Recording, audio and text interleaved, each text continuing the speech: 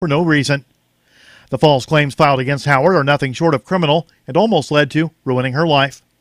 As the Chicago Sun-Times reports, at her initial hearing, prosecutors said the officers were called to escort her off the school's premises after she was suspended. But she refused to leave the building and kicked, bit, and spit on the officers. The girl's attorney said that is nothing but a lie. Support for the Liberty Beat comes from the Conscious Resistance Network, featuring videos, news reports, and articles from a spiritual anarchist perspective. Experience the Conscious Resistance at theconsciousresistance.com. How would you like to have your business featured on the Liberty Beat?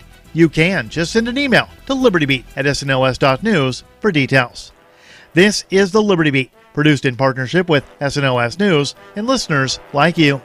The Liberty Beat is online at libertybeat.news and snls.news. I'm Mick Murrow, reporting for the Liberty Beat, reminding you, spread liberty with a smile.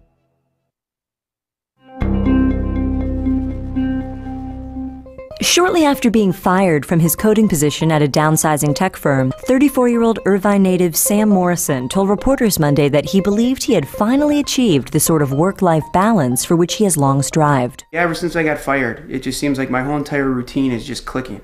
I go for jogs in the afternoon, spend nights with my wife and kid. I'm even cooking more. Everything just feels right. Morrison, who since his termination has found time to pick up reading again, eat a healthy diet, and sleep more than 5 hours a night, noted that his unemployment has allowed him to find a level of harmony in his personal life that he never before thought possible. For a while there, I thought that I was going to spend the rest of my life constantly worrying about getting to the office on time and pleasing my boss. Outside of the late payments on the house, the mounting credit card debt, the rapidly depleting savings, my life is essentially stress-free. I honestly couldn't be happier. This is the Onion News Network.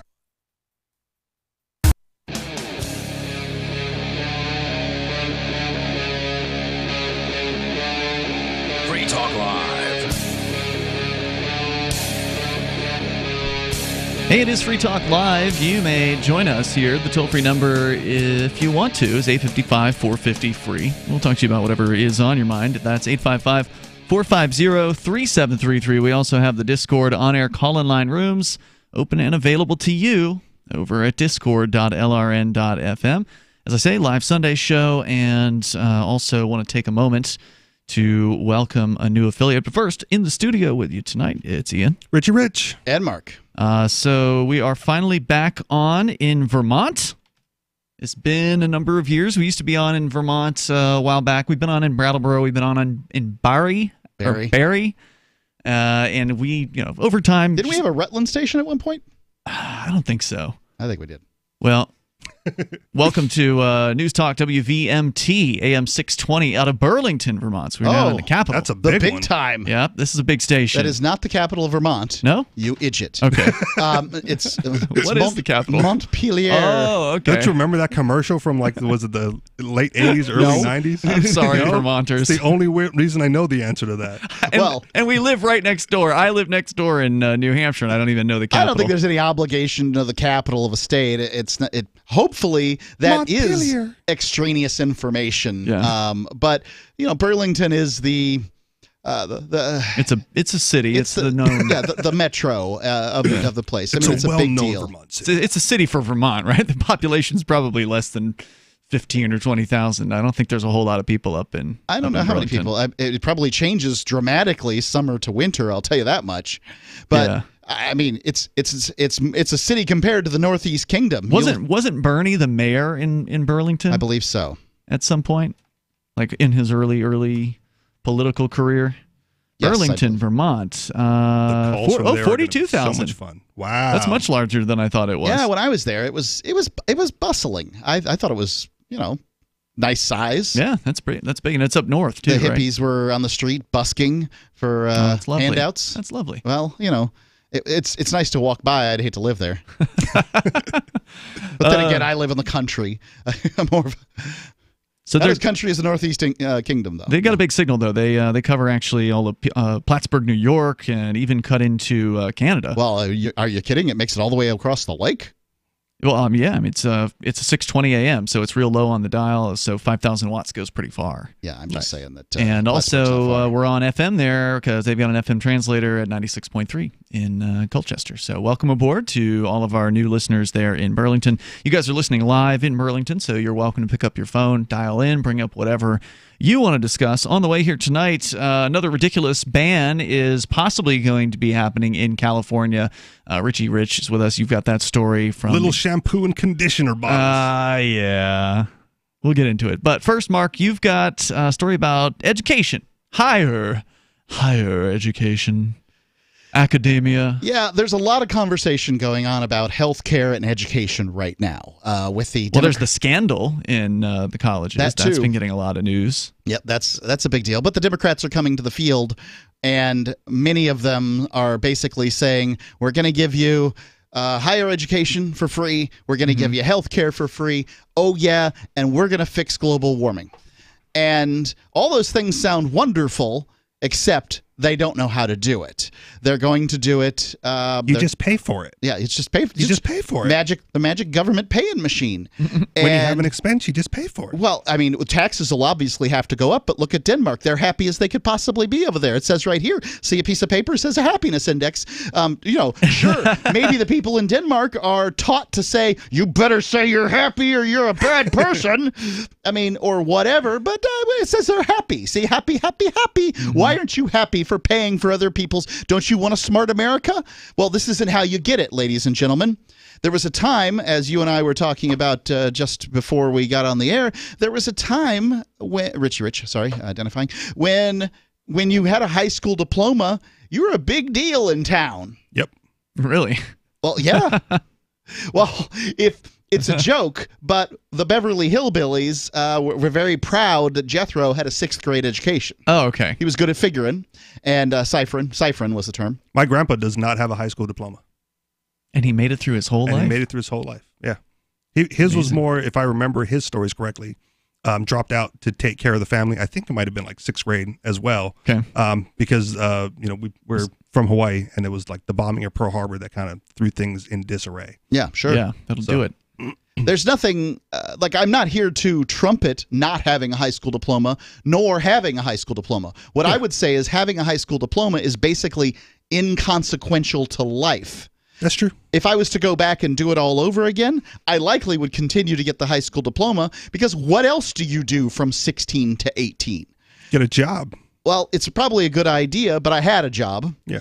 And you can kind of arrange your day so that you leave a little early or something like that. But, if you get a job, how are you going to meet the girls? And high school's good for that. That's true. And it also has some extracurricular activities. There's a computer club. There's cross country. There's a whole bunch of things that you could do. And, I'm not saying high school's a bad idea. I'm just saying nobody it just says, doesn't matter. Right. It's inconsequential. Nobody says, hey, I've got a high school diploma. Time to hire me. Whoopee. I will also say that it's not for everybody, because I had high a younger... school? Yes. I agree. I had a younger friend who was, struggling in school, was getting picked on in school, didn't like being there. And when he met me, I went, well, just drop out. He goes, well, I can't just drop out. I go, well, sure you can. What will people think? What will people think? Like, how will I get the job? And I will just lie on the application. Like, seriously, the jobs that are going to No one ever checks. No, because that's exactly right. How because could they? No one ever checks. Who do you even call up? The school board? I don't know how you check to see whether somebody has a high school diploma. I'm sure that some investigative reporter could pull it off. Yeah. Maybe for an advanced, a job that requires an advanced degree, but the kind of jobs that hire people like high school students of high school student age out of high school don't check that. No. So I was Nobody like, does. just lie for now, right, until it becomes important. And that's what he did. He had, a bunch of different jobs at that age, going through that, 16 to 18 part of life without having it. He eventually went back and got his GED when that was important to him to go on and go to trade school and do something else with his life.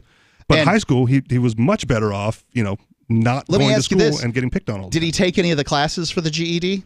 I don't know. I don't know the answer. Because I took the GED. I took both the GED and graduated high school. It's kind of an odd story. But when I was dealing with the state, I had an opportunity to benefit by taking a GED. So I just pretended like I didn't have a high school diploma, and I took the GED, and then I got the benefit that I was looking for. But yeah, I mean, you're talking about me taking I was the highest in this particular organization's history of taking this exam. I didn't study a whit, but that doesn't mean that everybody could do it. It just means that I didn't have to do it. Some people will have to study for the GED, others will not. Well, and he was not a dumb guy either, right? Like he was getting picked on. That too, but when he got focused on a subject, he really focused on the subject. So for one part of the time that I knew him, he really wanted to study like Russian language and the Cyrillic alphabet, and he immersed himself in that and got good at it for whatever that's worth, and then moved on to something else. Or something. Maybe, or just for the idea of doing it. But even one of our other close friends used to get on all the time for being, a lazy slacker who couldn't focus and do all this. Like, dude, not everyone goes to the same path as you. I mean, the reason you're better than us, was because he joined the National Guard. Mm-hmm. Right, so he had the guaranteed state income coming in while he was going to school and doing all that, and his regular job.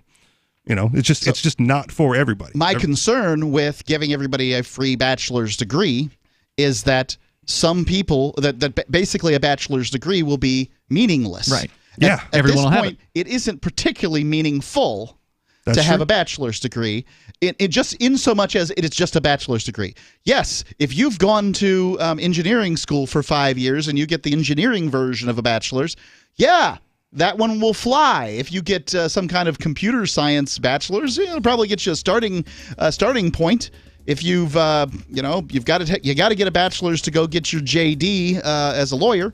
You have to have a bachelor's in order to go to medical school. I presume you have to have both of those. Art history, I'm gonna say not so much though. Well, art history is only going to prepare you to be a professor, and at this point, professors are being treated very poorly from a financial standpoint. Ladies and gentlemen, that is not much of a career these days. All right, we got more coming up. Plenty of time for you. Free Talk Live. What is it costing you in vet bills for that convenience of just pulling open a bag of Formulated, extruded, processed cereal bits that cost a ton of money anyways. how do you feed your dog to derive not only energy, but a good coat, bright eyes, and a great attitude? Come to Dynovite for help. DINOVITE.com. I found his raw meat diet on Dynovite.com. With just the raw meat and the eggs and the Dynovite and the Super Omega on top of it. Try Super Omega Fish Oil. Buy 2, get 1 free. Ground beef, white rice, eggs, including the shells, and the Dynovite supplement, and then the Lico Chops. Try Lico Chops. Buy 2, get 1 free. It just balances out his body and his mind and his spirit. Adding Dynovite to their diet has every single dog in my kennel looking better than they have ever looked. Their skin is so much better now that they're on the raw diet. I don't even give them the kibble anymore. DINOVITE.com. Bitcoin.com is delighted to announce their latest partnership with the gift card specialists at eGifter. With many of the world's leading brands on their roster, it is now easier than ever to get the gift cards of your favorite brands with Bitcoin Cash. To get started, just follow these simple steps. Visit giftcards.bitcoin.com, pick the gift card you want, follow the instructions on your screen, and make your payment using your Bitcoin Cash wallet. Sit tight and your gift card will be delivered to you as soon as it's ready. That's giftcards.bitcoin.com. Did you know you can legally exit the U.S. federal income tax system? Well, it's true, and thousands of American nationals are doing it. The 16th Amendment and the Internal Revenue Code are legal, but only in a limited jurisdiction. This is the basis behind the voluntary nature of the income tax. Learn the exit strategy provided by Congress. Find out more by visiting weissparis.com and watch our numerous videos. That's WEISS Paris.com.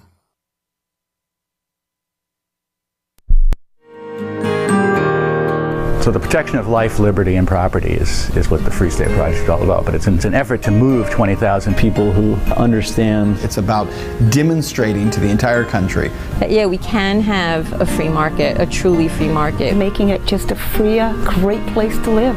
It's the world's largest voluntarist libertarian community, and it's only getting bigger. That's amazing, to be able to move to a place where other people like passionately believe in being free and independent. What the Free State Project is managing to do, though, is to put their money where their mouth is. It's physically getting up across the country and saying, let's go someplace and let's demonstrate the power of these ideas. There's a lot of kind of philosophy that surrounds liberty. There's a lot of thinking about it and talking about it. But here in New Hampshire, people are doing it. 101 Reasons Liberty Lives in New Hampshire, a documentary by Free State Project Early Movers. Watch it free at 101reasonsfilm.com. 101reasonsfilm.com. The LRN.FM social media channels have been revamped. We've eliminated Facebook and focused on other platforms like Twitter and Mastodon, the decentralized alternative to Twitter. On our accounts, you'll find posts from multiple LRN.FM show hosts together in one place. Follow us on Twitter at twitter.lrn.fm, or better yet, move to the decentralized Mastodon social media platform at toot.lrn.fm, toot.lrn.fm. I think you'll like it. Looking for a great real estate investment? Consider New Hampshire, which is ground zero for the Liberty Movement. Your first call should be to Mark Worden from Porcupine Real Estate. He's more than just a real estate agent. He's your New Hampshire concierge. Where are the best places to live? Do you want farm, city, the burbs, or forest? Do you want a duplex or multifamily building so that renters pay your mortgage? There are homes in all price ranges in New Hampshire, and Mark can help with financing too. Invest in liberty and property. Mark Worden can help. PorcupineRealEstate.com. Do you love Twitter? Make sure you favorite the LRN.FM Twitter account so you can receive our tweets at twitter.lrn.fm. That's twitter.lrn.fm. Free Talk Live. Dial toll free. Join us here on the radio. Our number is 855-450-FREE. Like freedom. That's 855-450-3733. We have the Discord on-air call-in line rooms over at discord.lrn.fm. With you tonight, it's Ian, Richie Rich, and Mark. To your phone calls and thoughts, and then Mark, you got the story about schools and what? Well, it's that the loans? Confidence in higher education is waning. Okay, we'll get into it. And your calls and thoughts first, though. Let's go to Howell, listening in Virginia to WNIS. Go ahead, Howell. Hi. Hi there. I'm calling about the legal system that we have in our country. Yeah, okay. What a mess. It is. The articles are all saying that there's overcrowding, they're spending too much money, but yet the laws are antiquated when it comes to Internet use. They're antiquated when it comes to... You mean, hold on, when you say that, you mean as far as the courts' use of Internet, like they're way behind the times? I'm talking about people that are looking at pornography and things on the Internet, on the dark web, that are supposed to be illegal, but yet they don't shut down those sites. They rather take these people that are looking at that stuff, and then they arrest them, and then they give restitution to the victims. That goes to all that money goes to the lawyers. Is there a specific kind of pornography that you object to? Because most of it is not illegal. And most of it's not on the dark web. Yeah. Well, the kind that's illegal is the child pornography. Okay. So wait a minute. I'm sorry. I thought you wanted to talk about the legal system, meaning the courts. You're talking about you don't feel like the law enforcement is doing a good enough job cracking down on the dark web? I feel as if the dark web should be shut down. Well, they can't do that. They're not. But they're not. No, they're not going to shut it down. They can't. Because they're making too much money off of it. Who? The lawyers. That's a stretch. I don't know about that. Well, I don't know. I mean, maybe that's the reason, but it doesn't seem likely. I mean, most of the people on the dark web haven't been busted, so it's not like there's a myriad of court cases out there. I mean, there's some people that have, some of the drug dealers, for instance. They're becoming more and more common. Let me explain something before we go on, Howell. I mean, just so you can have, I guess, some understanding of the dark web and why, and that's, it's a scary name for Tor, the onion router. Right. It's an online anonymizing system that was actually developed, as I understand Navy, it, right? by the government. Yeah, the Navy, I think, or DARPA or something like that.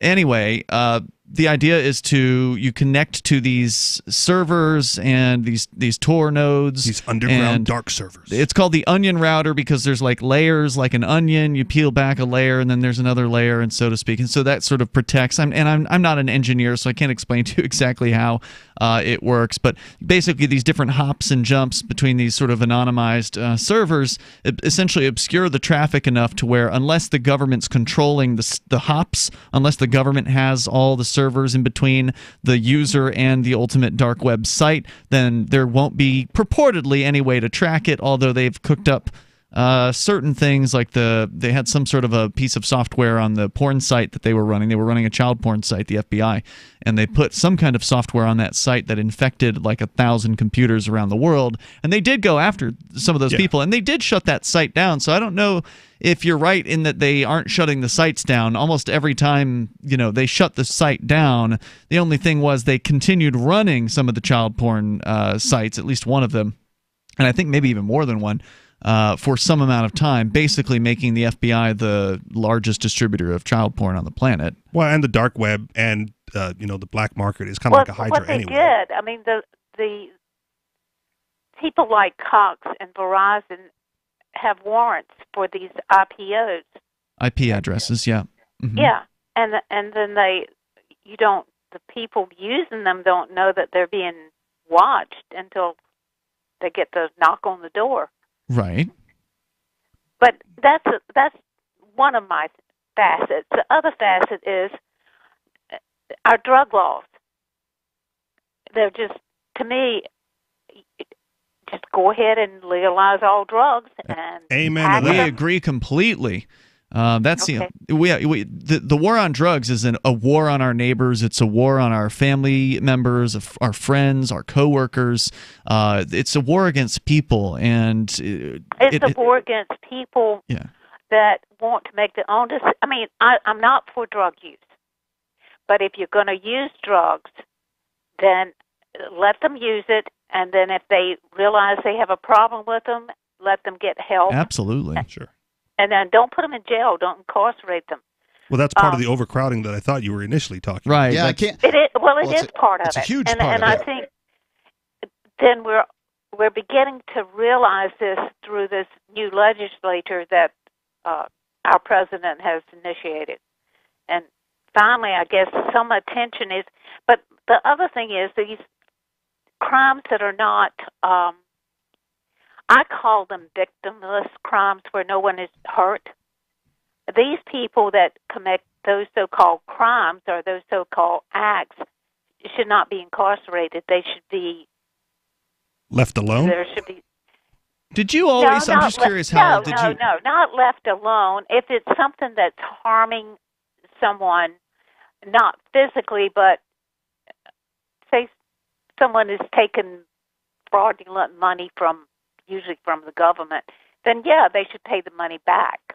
Okay. But put them in jail? No, how are they going to pay the money back? Right, how are they going to pay the money back? I like a lot of what she's saying. To me, jail is at this point in our nation's history, essentially courts only have the option of jail. You've either got there's alternative sentencing programs. There are, but they're just not using them very much. Weird, the vast majority of people are going off into this apparatus. Dave Ridley called the other night to say that there's been some alternative sentencing programs that have been very successful. New Hampshire isn't America. Here.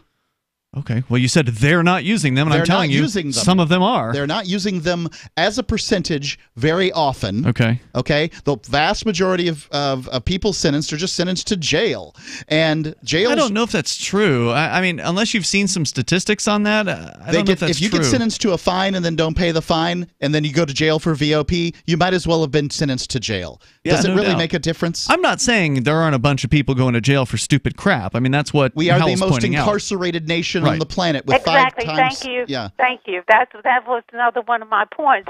That in our country, and if you look at the majority of the people that are in prison or in jail, then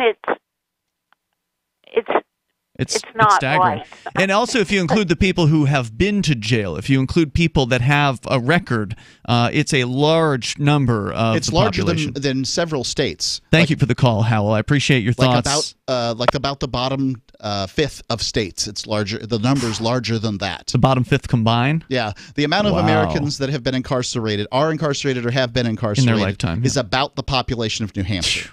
Nation of criminals. It's crazy. All of them. Well, it's true. And so if you want to comment, you're welcome to. The toll-free number here is 855-450-FREE. Basically, she's saying end victimless crimes. I mean, I can't agree more. Yeah, so 855-450-3733. That's 855-450-FREE, like freedom. Though I would say running a server on the internet is also a victimless crime, regardless of what people are using that server for. So whether it's, the dark web drug markets or whatever, people posting prostitution ads on Craigslist, those are also victimless crimes. 855-450-FREE, like freedom.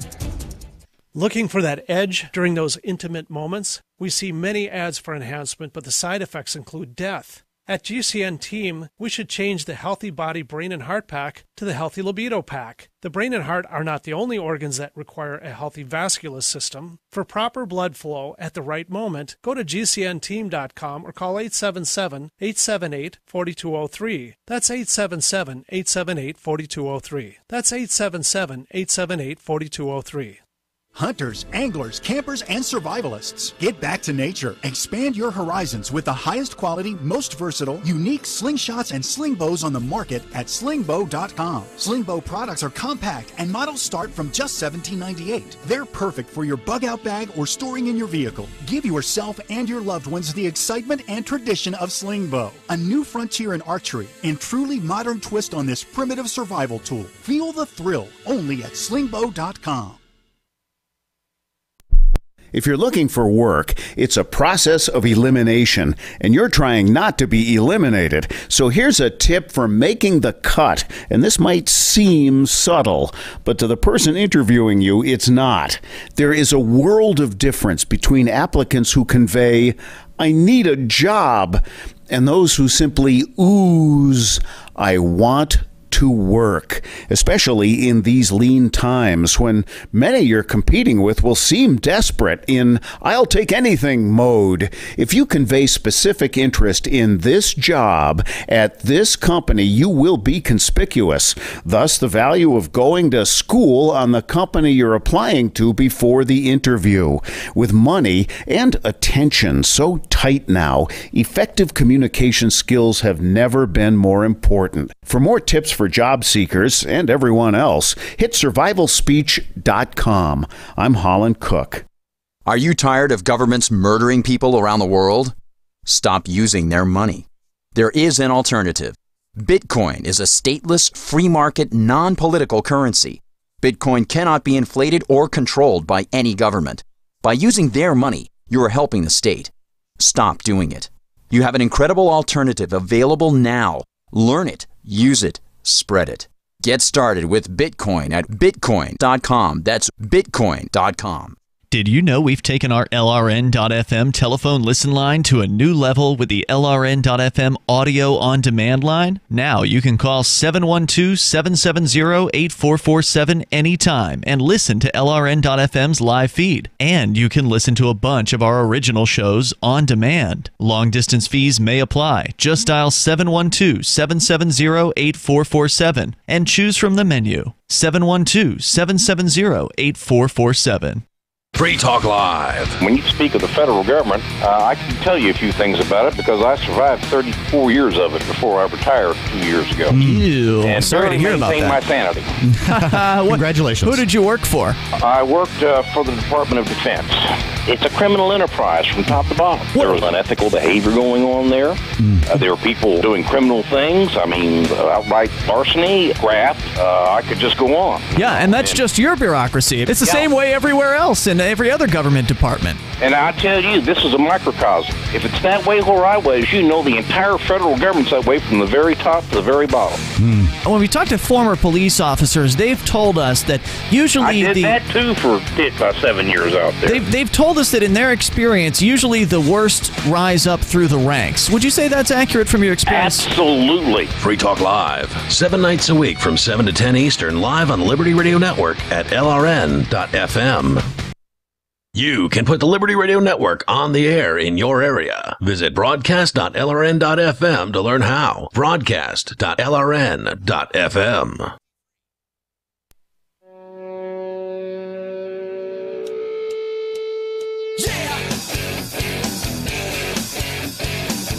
It's Free Talk Live. You dial toll-free to join us on the radio. The number here is 855-450, free like freedom. That's 855-450-3733. We've got the Discord on-air call-in line rooms over at discord.lrn.fm. Hop into one of those. You'll sound almost like you're sitting here in the studio with us. Ian, Richie, and Mark here. We've got Bitcoin.com to tell you about. There's a lot on Bitcoin.com. They can help you choose a Bitcoin Cash wallet, buy Bitcoin Cash, and show you where you can spend your Bitcoin Cash. You can also read the latest news or engage with the community on the Bitcoin forum over at Bitcoin.com. That's Bitcoin.com. As we continue here, we're going to Bad Slave. He's on the line on our Discord call-in line rooms. Go ahead, Bad Slave. Congressman. Sounds like you're playing some audio in the background, so we're just going to turn that down. I guess he got busy doing something. It's nice if you keep whatever stuff down in the background while we're waiting to talk to you. So hopefully we'll try him again a little bit later on. 855-450 free. Mark, what's the story you wanted to talk about? People losing faith in the higher education system? Yeah, so I'll go here from ZeroHedge.com, and look, Zero Hedge isn't known for bringing good news. They're what we call in the financial realm perma-bears. But I think that they got some great points here, and this is reporting on a Gallup poll. So you determine. Gallup polls don't lend themselves to just reading. You basically have to get an article for it. So confidence in higher education in the United States has dropped significantly since 2015, according to the polling company Gallup, which notes that it's the worst performing institution they measure. The crisis in confidence coincides with a similar decline in the public's view of that higher education is affordable and available to those that need it. According to the report, suggesting that affordability and access are linked to the faith people have in the institutions of higher learning. Well, they definitely don't seem to be affordable. I don't know anybody who thinks that a college education is in any way affordable. Not at all. Right. So reading here, confidence in higher education declining.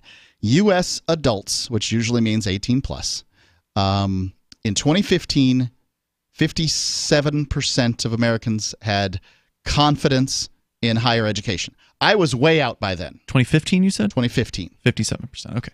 2018, 48%. So you see a drop of 9%. Drop. Yeah. Right. So I also believe that you saw a large drop probably in the 20 years preceding. If you had seen the numbers for... they don't go back further? They just 2005. No, it's just these two. Okay. Gallup's comparing here. 2005, 95. In 1995, I had a lot of faith in higher education. You want a good job, you're going to have to get a college degree. Yep. In 2005, I did not have that faith. I had come to the conclusion that college was certainly not for me and probably not particularly necessary to run a successful business and those kind of things. And many people would, we had a guy the last time we talked about this call in, and he's like, you got to have college because you have to have these other people looking at, these other points of view and stuff, right? Like at this point, the people who push college have been beaten back into essentially the corner where they have to say silly things like, without a liberal arts degree, America would be ruined. And hey, you can look at everything that you can get, all the information you can get in a liberal arts degree, for a bachelor's liberal arts degree, you can get that information on the internet. For free in a lot of cases. Yeah. Well, even MIT posts all their course material online. Right. Yeah. You just don't get the degree. You just don't get the degree. You can get all the information, all the knowledge, all the wisdom that they have to offer for free. I'd be willing to bet that I, a 48-year-old male who's, just done the things that I've done in my life, could CLEP, and that means to take an exam in order to get the college credit as opposed to taking the course. Sure. A liberal arts degree. I just don't think there's that much in a liberal arts degree that I would need. I don't know. Do you pay them for that? Do you pay less to CLEP? Like, how do you do that? I've never heard of this. It depends on the university. There's ways to certainly cut down on the cost of getting a degree. You can just walk in and say, I don't want to take this class. I want to take the test for this class. What are you going to charge me? Yeah, basically. pretty much. Huh. Interesting. Yeah. Yeah. And, different universities have different rules. There's a university out there, and I don't know the name of it off the top of my head, where essentially you just take a test as to the cost of the class. If you wanted to get your whole degree in one semester at this university and you had the knowledge base to do it, you could just take all these tests. classes, whoop, and then you're done. And they're happy to give you the degree. What's that? I said that would be good for one of those like savant children. Yeah, well, somebody. Or a high school graduate. I mean, a lot of the stuff that I went to when I went to community college was like high school level stuff. I even had the same science textbook that I had one of the years in high school. So it was literally the exact same course. Yeah. That I just paid to take. Right. I think a lot of the lack of confidence overall has to do with like return on investment as well. Right. One of the things, as colleges get more expensive, you expect a greater return or a better paying job upon exit than you would if you just had gotten, a high school diploma. But there's no evidence you'll get anything greater. And there is no evidence of that anymore, at least the evidence is building, right? And people are like, wow, I have graduated college that cost me $20,000 a year for 4 years. I now have $80,000 in debt. Yep. And my degree, I mean, I think you're the best example I know, Richie Rich. Thank you. You're sitting on an MBA. I am. And you manage a self-storage business, right? A unit. Yeah, I'm just a manager. I don't even own the business or the facility. I just manage that one particular unit for the business owner. Right. And I mean, you've been sold an MBA as an MBA. I'm not trying to make fun of what's going on here or anything. I think what's it stand for? Business administration? I have a Master's of Business Administration. Okay. Right. So an MBA is running a self-storage rental place. Well, I'd rather have an MBA running my self-storage rental place than some schmuck, right? Right, sure. And you know what you'd really rather have? An MBA that paid for his own degree. Because in this case, the business should pay for your training. If it's valuable to them. If it is, if it's valuable to them, they absolutely should. Some the problem businesses is that what we're doing as a nation, and everybody wants to talk about the we in the world. Okay, fine. Let's talk about the we in the world. We are destroying a generation, and we're working really hard to destroy another. We just paid off, my wife and I just paid off her college debt last year. And she's in her 40s. She just turned 50. Oh, my. Well, congratulations for getting it paid off, because that's a feat in and of itself. Well, the thing is that hers didn't cost that much. Okay. She went just at the beginning of this whole boom in college cost. The people that are carrying this debt. When did she go? Late 90s? I presume. Okay. I don't know. I mean, what do I care? I met her with a degree, and I married her knowing I'm going to have to pay the debt. Like, I'm the guy who took the GED in prison had to pay off her debt for her. Well, useless, stinking degrees that we're saddling young people with. What was her degree for? It was, I think, substance abuse. Well, she was a social counselor or something, right? For some time. Right. In her case, look, Ian, sitting next to you is a man with an MBA that is cleaning a bank in his spare time, okay? Let's not talk about my wife's degree. Let's talk about his. I also used to work at a gas station. How much debt you got, Richie Ray? Rich? Oh, Rich, man. Rich? I couldn't even tell you what the 6 figures? No, not 6 figures. High fives? Probably mid fives. Okay. If I had to take a guess, because I don't pay it, I don't look at the statements. Right. He's just not paying it, which means that his credit's destroyed. Maybe I ran cash only for a long time, and I don't co-sign anything for various reasons. So I don't really pay attention to that stuff either. Right. You just have to operate as a person who has bad credit. Because you can't go bankrupt and get rid of this stuff. I was surprised when I got a credit card, and I was like, oh, really? They're going to give me credit again? Like, sweet. Yeah, right. I'll take it. I'm glad that, the thing is that credit reporting agencies are having to come to the conclusion that these kids are not going to be able to pay this stuff off. And ladies and gentlemen, Mr. and Mrs. America, you got to stop encouraging young people to go to college, unless it's for like doctor, engineer, lawyer. There's probably a small handful of careers out there, and I don't want to leave one of them out, but those are the ones that come to mind off the top of my head that should go, but the rest shouldn't. 855 450 free. If you want to comment, whether you're inside or outside of the education system, you may have an opinion on this. It's Free Talk Live. Does your dog itch, scratch, stink, or shed like crazy? Come to Dynavite for help. Order a 90-day supply of Dynavite. Pick up 2 bottles of Lico Chops, get the 3rd bottle free. New improved Lico Chops with omega-6, omega-3, vitamin E, and now 6 extra direct-fed microbials. Even better for the digestive tract and immune system. And dogs love it. Try Lico Chops. Buy 2, get 1 free. This is Henry Lukasevic for Dynavite. DINOVITE.com. Business owners, you want more customers? Accept cryptocurrencies. There's people all around you just waiting to spend money at your store. If only you would take it. I know, you've been waiting till someone else makes it easy. Well, good news. HelpMeTakeBitcoin.com adds Bitcoin to your point of sale. Totally free. Use the same equipment you already have, now with Bitcoin. And unlike credit cards, there's no fees. Let the guys at HelpMeTakeBitcoin.com bring new customers to your store. HelpMeTakeBitcoin.com. Stocks and options trading involves financial risk and is not suitable for all investors. Hey guys, it's Scott Bauer here, CEO of Prosper Trading Academy. Are you looking for a super hot stock tip? Here at Prosper, we are always looking for exciting opportunities in the markets. And right now, all my students are salivating over this stock we are watching. In fact, I've got this hot stock written down right here, and I'm about to text it to you for free. I just need to know where to send it. Simply text HOT to 48542, and I'll text it to you instantly. How do I know this stock is so hot? Well, I'm a former CBOE market maker for Amazon Options, former vice president of Goldman Sachs, and I have over 25 years of professional trading experience. I'm telling you, this stock is hot. But be warned, the stock may move soon, so you need to claim it before it does. Text HOT to 48542, and I'll text you this hot stock instantly. Text HOT to 48542, and I'll text you this hot stock instantly. Message and data rates may apply.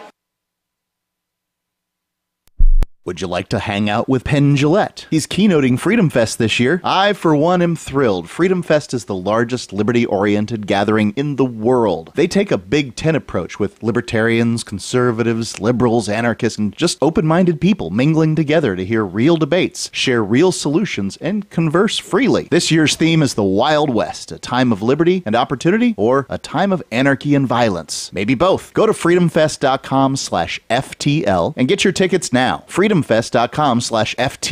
Not convinced yet? Hey, I understand. It's a high-end event, even with coupon code FTLEB. Sure, you're likely to receive investment advice that'll make that sum seem paltry, but I have something special for you. Go to freedomfest.com/FTL and you'll get the 5 best speeches from last year for free. Call it a test drive. Do yourself a favor and go to freedomfest.com/FTL. freedomfest.com/FTL. Use coupon code FTLEB for a discount.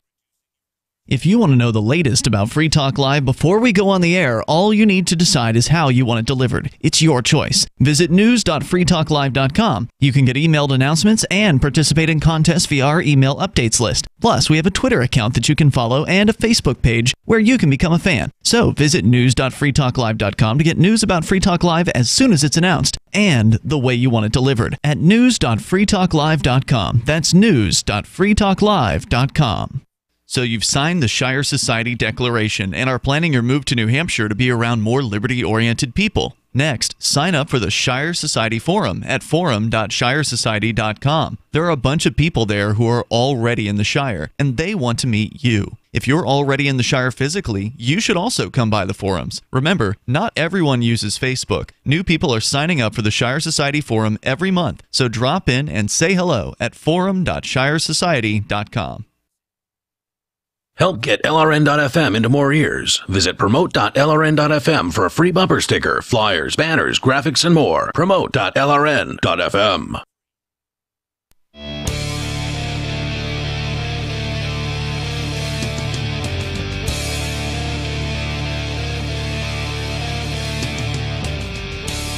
Free Talk Live. Dial in toll free to bring up what you want. Our number is 855-450 free like freedom. That's 855-450-3733. We have the Discord on-air call-in line rooms at discord.lrn.fm.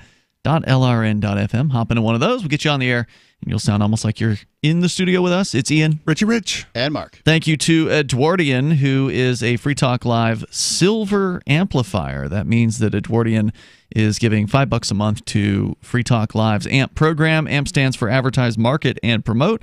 If you like what we do here on Free Talk Live, which is to say talk about the ideas of freedom and peace and cryptocurrency 7 nights a week, live on broadcast radio, also on the internet in live audio form, also in video form on Twitch and DLive, and still on YouTube as well.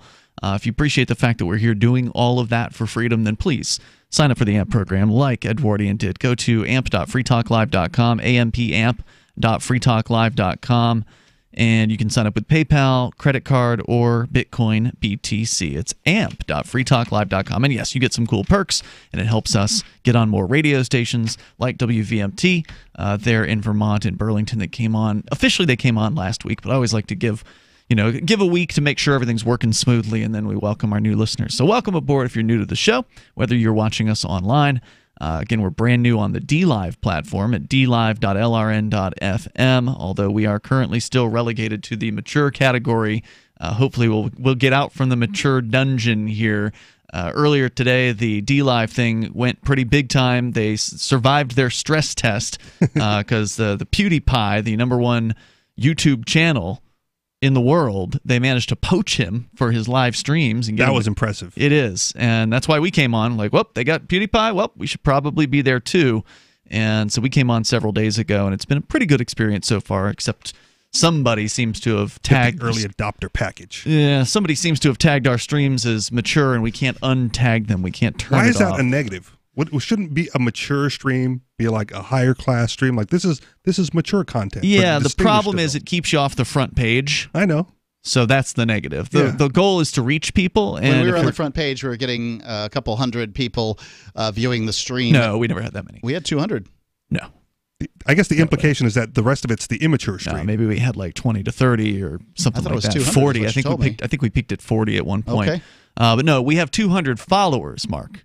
So that means 200 people have hit the follow button on us. But simultaneously, we've had 30 or 40. But now it's like 5 to 15 because we're no longer on the front page. And it's such a small site that even a smaller stream like us can get more attention if we're on the front page. So we'll see if we can work things out with them. They haven't gotten back to me yet. But you can still follow us there over at dlive.lrn.fm. We did hit the goal of 200 followers. But they say that you ought to be streaming for a month straight before you apply for their partner status. So I'm going to give it a little bit of time. So thank you to everybody who's followed us We have there. been streaming for more than a month straight. Not on DLive. Oh, I see. So toll-free number here tonight if you want to join us, 855-450 free. Let's go to the phones to your calls and thoughts. We got Barry in South Carolina. Barry, you're on Free Talk Live. Go ahead. Gentlemen, Hey. how's everybody? Just good. Go ahead with your thoughts. Good. You were talking about education, and I can only relate to my own experience. I don't know how other people, experience their life. I'm probably a little bit older than you guys. Mm-hmm. I won't throw out my real age there, right now, but at the time I came of age, a high school diploma would take you into many different jobs. Yeah. That were available at the time. You could work for the railroad, the electric company, all these different organizations, that were considered to be pretty good jobs. I mean, they paid a living wage and so on and so forth. But and now everyone has a high school diploma. Yeah. Well, my experience, just to share a little bit, I left school at the first week of 10th grade. By the end of the year, I had a high school diploma. Nice. Interesting. So you kind of got it on your own? You get like a GED or something? Well, yeah, I took the GED test, but back then the GED test was, and there weren't all these preparations for it and yada yada. You had to have. I don't think anyone really needs preparations for the GED, right? I've heard it's pretty easy. Plenty of people need preparation for it. Sure. Well, I mean, maybe plenty of people do, But, we're talking back in the 60s, and, at that time, you had to have the knowledge to be able to get through that test. And believe me, it was not easy. If you completed 10th grade with a, B minus average. No, I completed 9th grade. Okay. Yeah, he dropped that first week of 10th grade. The first week of nice. my 10th Smart move. grade year. But I'm only I wish I'd have repeating been that something- smart. I'm repeating something I heard in GED. The people who give the GED is that if you completed 10th grade with a B average, then chances are good you'll finish the GED without studying. I believe that. What was your reason for leaving after your 9th grade year? Well, I have to say, first of all, I was not a student. Okay. I didn't enjoy being a student. And then second of all, when I went into 10th grade, that was like the first year of high school. And there were always these mix-ups with scheduling and so forth and so on. And I was summoned to the guidance office. And this guidance counselor, this head guidance counselor came in, and there were, I would say, 100 people in there. And he started yelling and screaming at everybody. Jeez. I mean, it was sickening, Yeah. But anyway. What was he yelling about? Just because there were so many people in the guidance office, but we were all summoned there. Huh. Because of scheduling, Just woke up on the wrong side of the bed. Basically, the bureaucracy is so inefficient, so full of failure that it overwhelmed him. It's also the lineage of education, which is that you pay them and they tell you what to do. This is the only market segment. I wasn't paying them. My mother was. Well, my mother they're paid paying. her taxes, Right. and so on and so forth. But anyway. I'm summoned to the guidance office, and then this man comes in, and he starts actually physically touching people, pushing them around, screaming and hollering at them. And I said, well, hell, this ain't for me. It sounds like So you're in a prison I with the left. warden, right? Like with some guards that are getting handsy. No, not really, because my first career, or actually my second career move, was working in prisons. Mm-hmm. And you don't think there are some similarities? You are a little older, right? Like now they literally have, these days, they actually have barbed wire and fences around schools and like huge gates with guards and things like that. So they really metal have detectors on the way. I don't know. No, they do. I'm telling you. I haven't been near a school. I'm telling you, they in do. quite a Thank you, while, Barry, for but- the call tonight. I definitely appreciate hearing from you.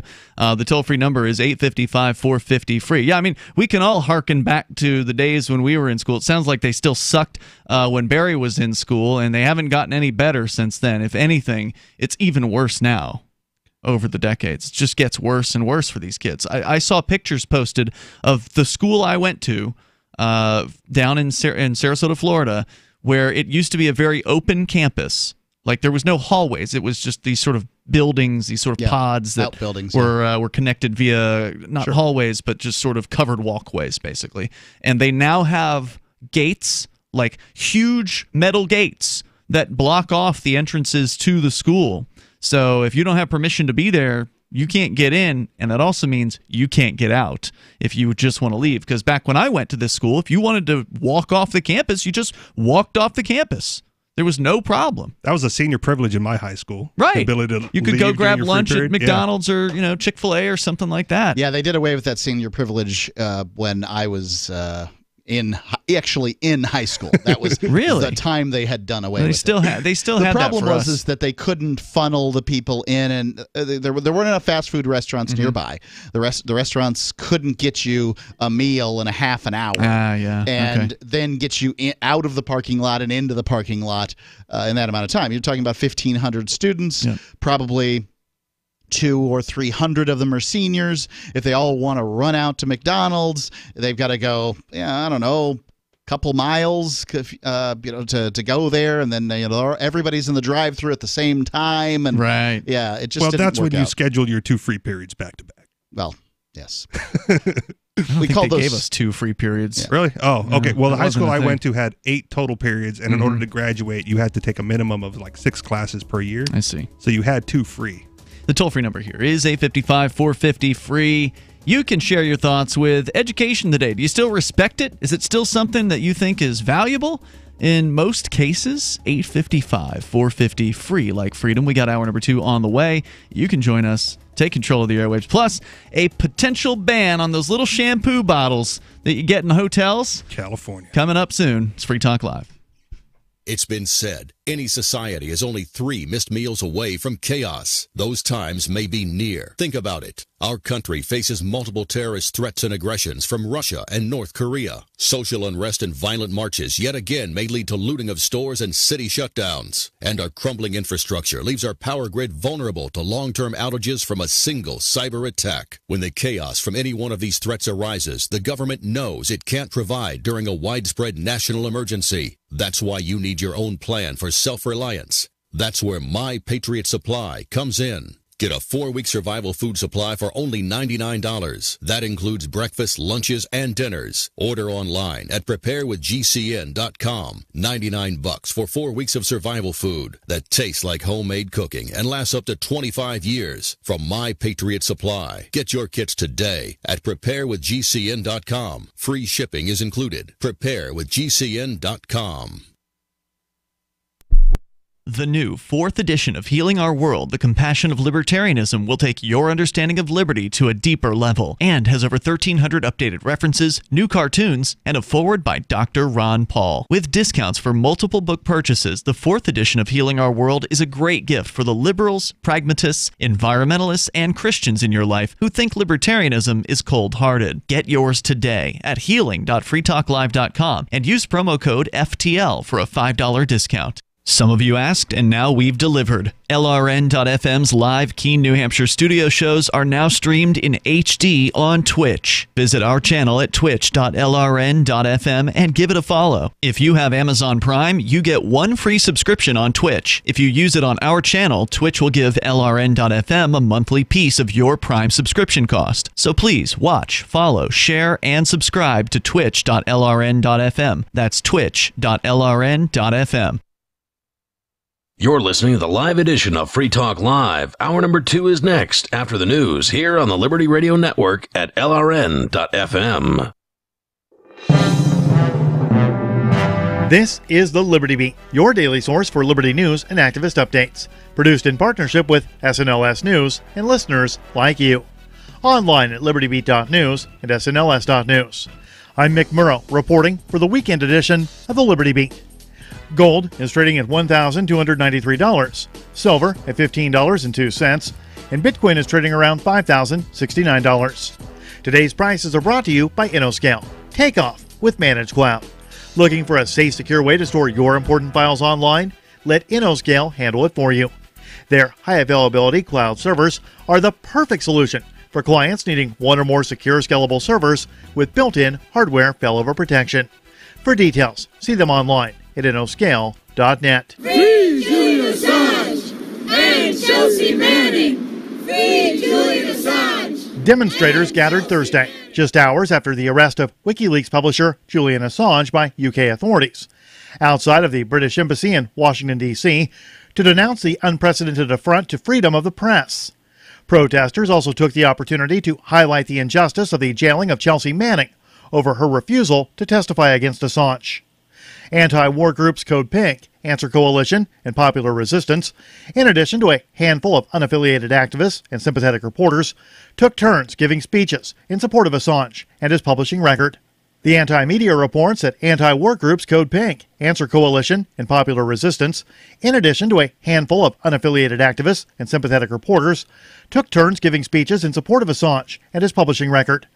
According to Popular Resistance, demonstrations were planned in a number of cities across the world.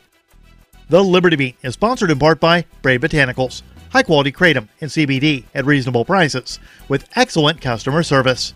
Brave Botanicals is activist-owned and mission-driven, fighting for your right to consume plant-based medicine and natural remedies. Find out more at mybravebotanicals.com.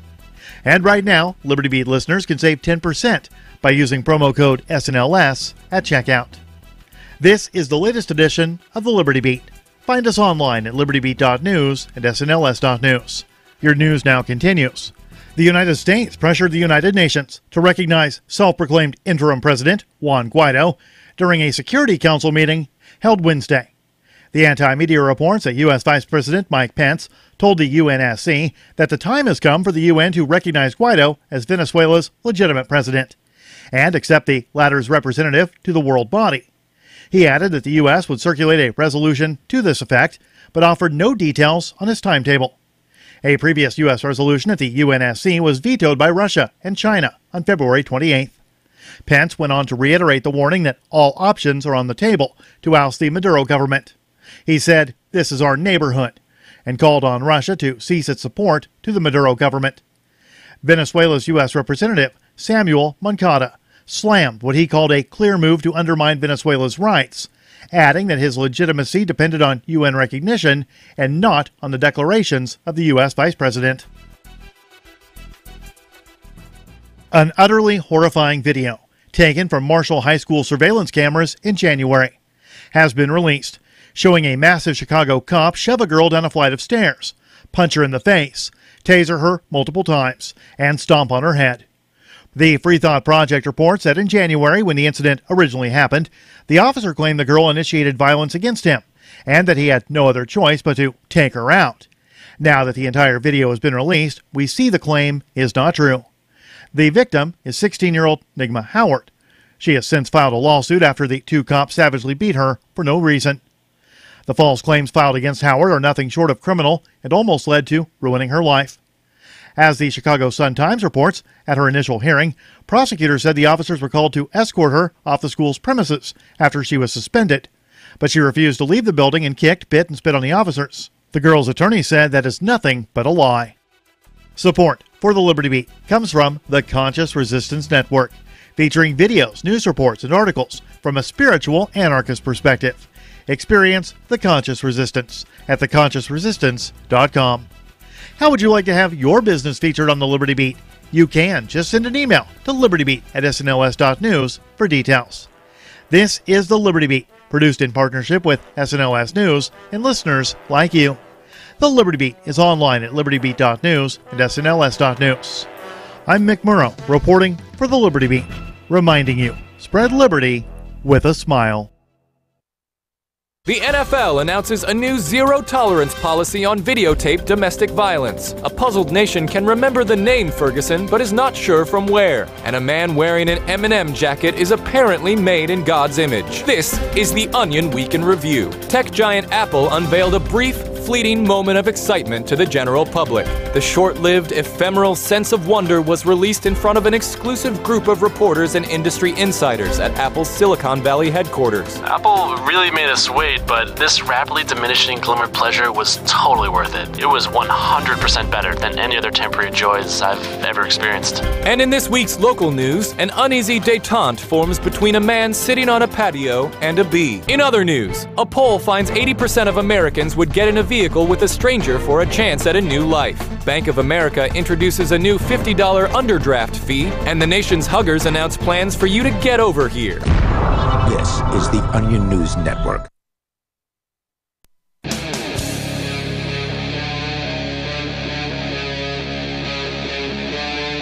Free Talk Live. It's Free Talk Live, and you are invited to join us here. The toll-free number is 855-450, free like freedom. That's 855-450-3733. We do have the Discord on-air call-in line rooms, and coming up tonight, shampoo may be banned, or at least the teeny little bottles of shampoo from California. Richie Rich has that story. Ian, Richie, and Mark are in the studio here tonight. But we've been starting out talking about Americans losing faith in a pretty significant drop over the last just 3 years. Mark, you said that it was 2015. It was like 50-something percent, 57%, I think, of Americans believed in higher education, and then just 3 years confidence in. Just 3 years later, that number had gone down below 50%, like 48%. So it's 57% to 48%. Yeah. So they dropped by 9%, and that's only 3 years. Yeah, that's huge. I believe in the last 20 years, you've seen a dramatic drop in confidence. Now what we're saying right now, we're living in a country where fewer than half of Americans have confidence in higher education, And I presume that means confidence in so much as that it will, make it. You'll be successful if you have it. And I think I still think that's a good thing. That the confidence is lacking. Oh, I think it's a great thing, because I believe we have created a generation of young people so saddled with debt that they cannot enter the middle class. Mm. Yeah. Well, the joke about the millennials is that they can't. What was it on the millennials Monopoly game? It says on the bottom, "There's no real estate because, let's be realistic, you can't afford it anyway." In the game, you can't buy the properties. I remember coming across that picture. Yeah, it's tough, man. I mean, it's all funny until it's funny. It's you, right. So, but it is good news that people are figuring this out, and a lot of it comes from watching our friends and family members get screwed over with these student loans and sitting in jobs that they are way overqualified for, but that's what they could get. So, the classic example of the liberal arts degree person working as a waitress is very common these days, and the more people hear those stories, the more they're going to think twice when somebody tells them, "Well, you got to go to college." Well, do I? Do I have to have $50,000 in debt? Is it really going to make my life better? I mean, if you got $50,000, you can have a house, and then you don't have to pay rent anymore. Yeah, pretty much anybody can get a mortgage if you've got $50,000. Yeah, it depends on your location, but the sad thing for me is kind of like Mark uses me as the example, and it's true. And I wouldn't advocate anyone go to college now. Mm-hmm. But so I talk to my family members. I have younger siblings and nieces and nephews and that sort of thing, and I go, you guys should probably skip it, right? And my mom, right, who was a big advocate for me to go to school, sees my results and still wants to put her grandkids through it. Well, she's been told her whole life. Understood. Is she going to pay for it? I don't know. If she's going to pay for it, then whatever. Did she pay for yours? Yeah. She helped out. She definitely helped out. Yeah. But you still have debt. Tell her about the $50,000 you got in debt. Right. Well, she knows about it. Okay. Let's go to she your collects calls. the mail, and I'm like, just chuck it. And talk to Patrick in Virginia, listening to WNIS. Hello, Patrick. Hey, how you guys doing tonight? Good. You're on the air. All right. I got a quick question. It's regarding our striped bass in the Chesapeake Bay. All right. This isn't a fishing show. Do you guys do any fishing? Do you know anything about? I've heard of striped bass. I have never caught a fish ever. But you've gone fishing. I have gone fishing. I have never caught a fish. Okay. Well, they're talking about maybe shortening the season, or pretty much not even having one, because the fish just ain't around anymore. So what you're saying is the government determines when you're allowed to fish and when you're not? It's a conservation effort. Yeah, that's what it's beginning to come to. So I was just kind of reaching out to see if anybody else has got any comments on that. Well, I'm against all restrictions on what people can do, as far as if it's a voluntary act, and obviously animals can't consent, at least in the way that we think that, consent means something. So I don't have any problem with hunting or fishing. I think that it's something that people should be able to do if that's what they want to do. It's personally not something I want to spend my time on, but again, it's your life. You should be able to do what you want. The problem is that at this point, the government, these people, this criminal gang calling itself the government, claims a monopoly over water areas. Right. You can't really own them and control them. You can own some, but you can't own the Chesapeake Bay. Okay. Right? And you can't control whether people fish on it or not. Even if you owned, for the first 200 feet out into the Chesapeake Bay or something, how are you going to keep people off of your section of the Chesapeake Bay? Because we live. Well, the government does it with men with guns and boats. Well, that's what they do. Yeah. So if you were to say you owned a place, then you'd have to hire some security. You'd have to delineate where it is that you own, because if I'm out on a boat, I may not know where they your have property buoys is. and things like that. Or a rock wall. Hey, section. I got a quick comment on that. I'm down here by the largest Navy base down here, and I pretty much fish right across from them. I see them boats out there, helicopters. You name it, they're out there all day. Sounds kind of scary. Tough. They're pretty tough on the coast for sure for fishing, getting close to that base. Patrick, Really thanks for the tough call tonight. I appreciate hearing from you. Yeah, I think you shouldn't have to ask anybody's permission to go and do a thing that could sustain your life. In this case, catching fish. Well, let's talk about solutions then, because I think one of the things that the government has a concern over is overfishing and then reducing the population of fish in the area to zero. Sure. So if you have a tragedy of the common situation where you have a lot of people in the village overfishing and now there's no fish for anyone to catch, what would be the solution to maintain that, or is it just once the fish are gone, that's it? Well, the typical libertarian solution is private property. Sure. That's the typical one. Now, of course, if you own some water, you can breed fish. We certainly have fisheries or whatever, fish hatcheries. Fish farms where people they breed fish, and they kill the fish, and they sell the fish, and there's more fish because they're making more because the market's demanding it, and so you got to make more to supply the market. They're running basically fish farms, but oftentimes fish hatcheries are run by the government or supported by the government for the purpose of restocking lakes. Mm-hmm. So they're actually looking for small striped bass so that they can throw that into the Chesapeake Bay so they can then take care of what people have already fished out. I think that this is one of the particular Maybe areas. there's a fund that people could give to refund, to restock fish. I think this is one of those areas where libertarianism isn't the very best answer. It doesn't give the most gratifying answers, but frequently it doesn't. I mean, frequently our answer is let the market handle it. Right. What we have to look at is how has it gone so far? And for instance, if you look at, we turned over the Alaskan National Wildlife Refuge to the government, and George Bush opened it up to drilling, much to the chagrin of so many greenies out there. Mm-hmm. We've had environmental regulations, and the carbon content of the atmosphere continues to go up. Sure. The people who want all this stuff basically want the government to do better. And this is how the government does, because this is what the government does. This is their shtick, and you know what it's like because we see what it's like. So you have a private entity own the bay. They're incentivized to keep the bay stocked with fish. And then rather than a state-sponsored license to go fishing, you have a private permit to go and catch fish in that bay? Likely it would be something like that. And you would pay for it. And, that's that. You're paying for a fishing license already. Mm-hmm. So let's continue with your calls and thoughts here. David's in Canada. David, you're on Free Talk Live. Hello. Hello, gentlemen. How are you? You're on the air. Good. Good. Thanks for having me. I thought I'd just call in and tell you my story. With the lack there of education, I dropped out in grade 8, but I had pretty intense interest in computers, taught myself to program.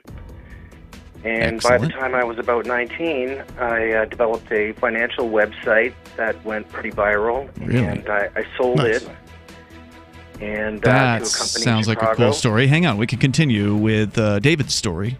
How he avoided the education mess, dropping out at grade 8. And how much money did he make on his financial website when he was just a teenager still? More coming up. This is Free Talk Live. Bitcoin.com is delighted to announce their latest partnership with the gift card specialists at eGifter. With many of the world's leading brands on their roster, it is now easier than ever to get the gift cards of your favorite brands with Bitcoin Cash. To get started, just follow these simple steps. Visit giftcards.bitcoin.com, pick the gift card you want, follow the instructions on your screen, and make your payment using your Bitcoin Cash wallet. Sit tight and your gift card will be delivered to you as soon as it's ready. That's giftcards.bitcoin.com.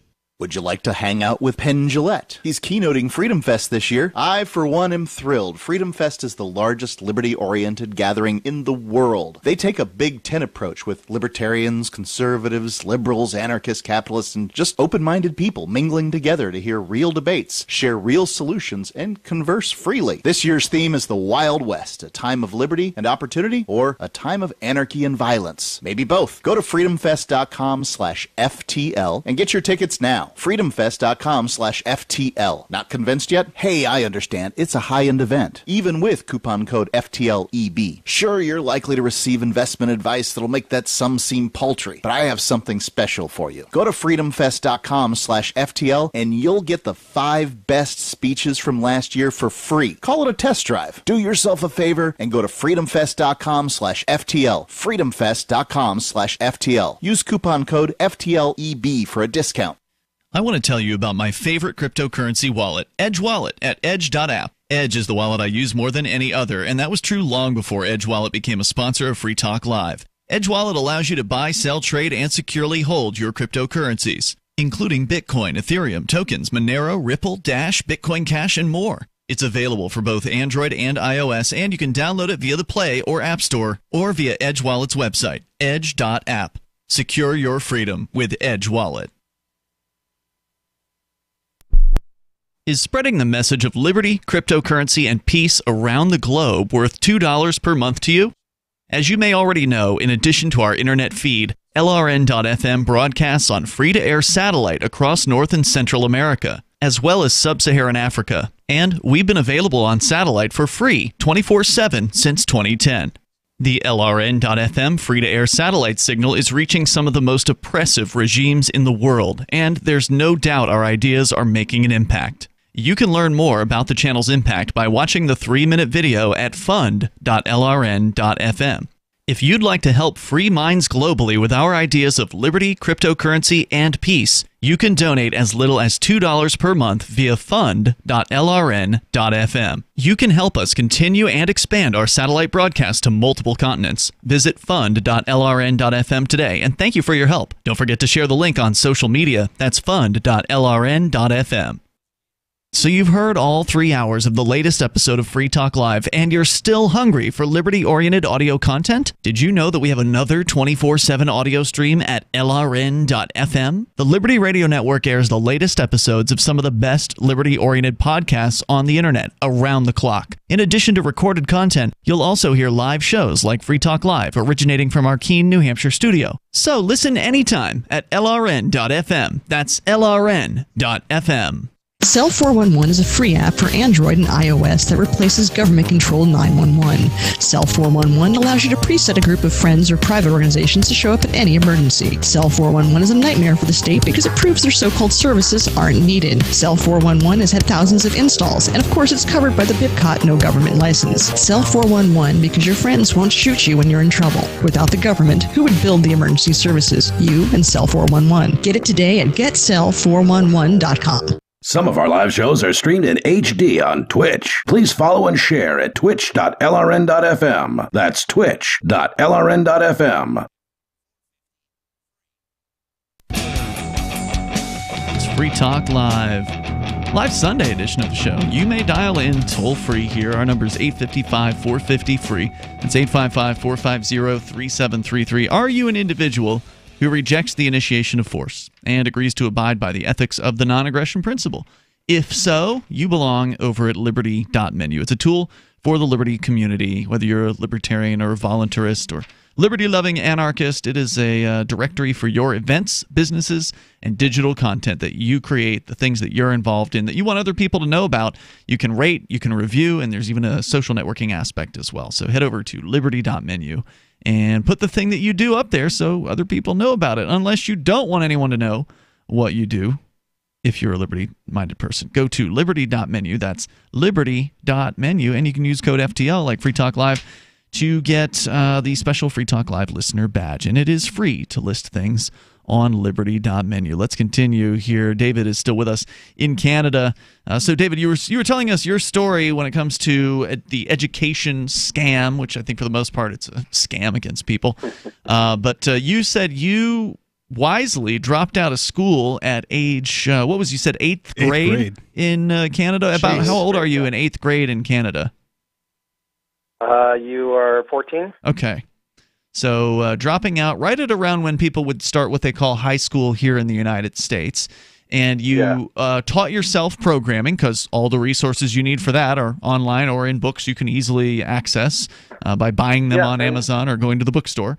So you did self-taught programming and then launched a financial website when you said you were 19? I was about 19, yeah. And this was a site that became... How early on the web was this? Because that seems like something doable. This was in 1996.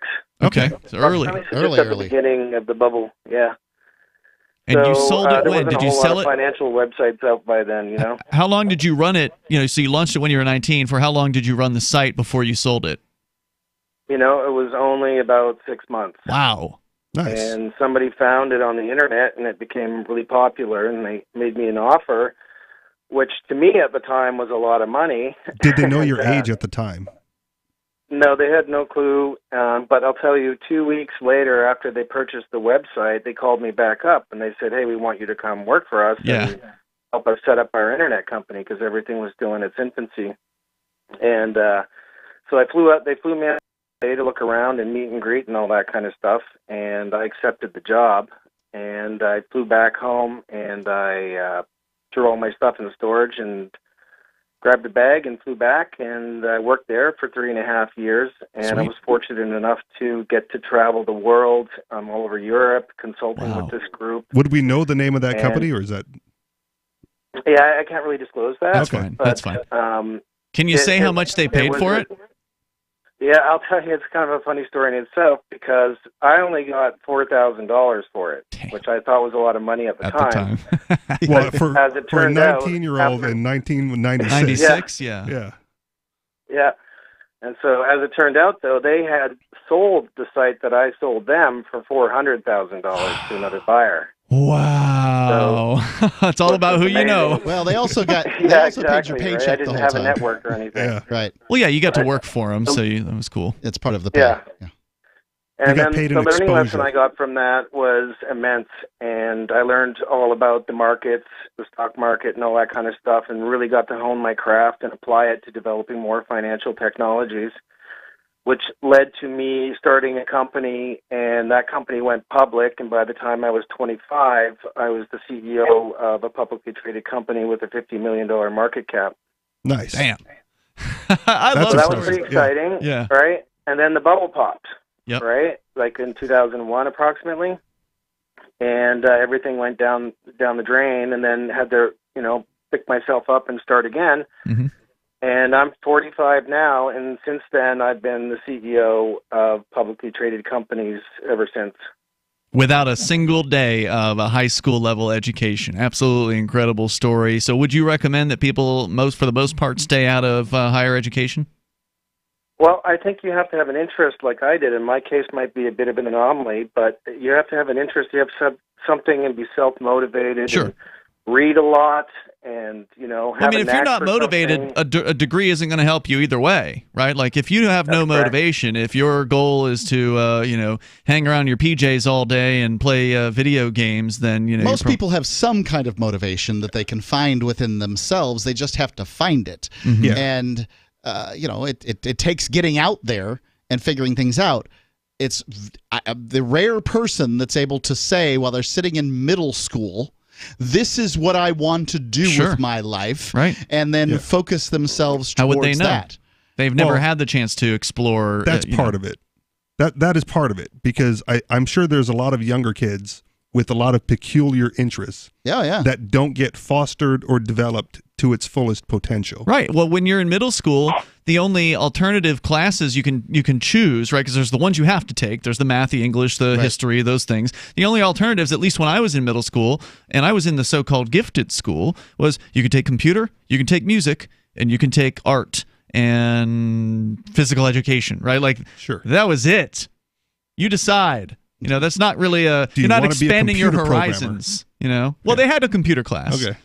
There was a programming class later that you could take, but you were programming in a language that was out of date already by the time you were taking the class. So was it that useful? I don't know about that. Hey, David, thanks. There's occupations where you have to go to school for if you want, like a career in law or medicine or something like that. Obviously, you need to go through the whole process to achieve that. Exactly. David, thanks for the call tonight. I appreciate hearing from you. But for a lot of people, it's just a huge waste of both time and money to go to these institutions. Let's continue with your specialized degrees are such small percentages of the overall college base. Let's go to Miguel. He's in North Dakota listening to KTGO in Tioga. Hello, Miguel. Hello. Hold on. Let me get pulled over here. Yeah, good idea. Sorry. We definitely want you to survive the call. Be safe. Yeah. I won't die in this thing. Oh, please do. Please survive. What do you do? What are you driving? Anyway, I want to talk about education. You had a caller that You said you dropped won't die in this thing. Are you driving a big rig? What are you driving out there? Yes. Okay, very good. Thanks for your service. Yepper. I'm hauling stuff for oil, so That explains why you're in Tioga, North Dakota. All right, then.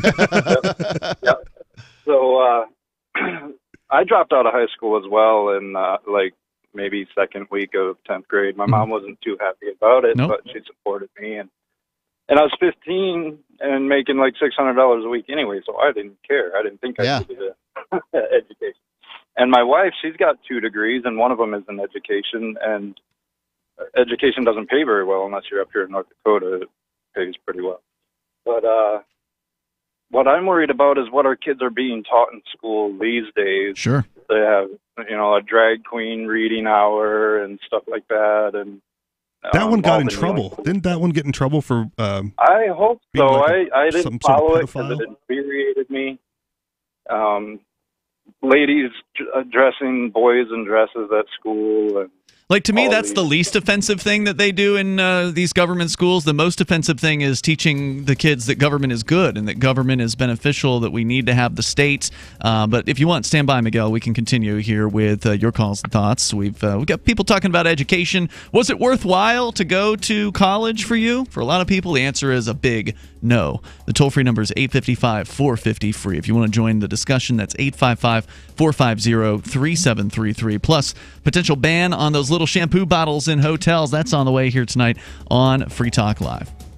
The United States of Empire is a book that claims the United States is the empire of the world. George Washington had warned us against foreign wars. The United States of Empire shows that World Wars I and II left England broken. Its former colony, the U.S., had to save the empire. Was there ever a vote? Who do we fight for? The deep state began with World War I.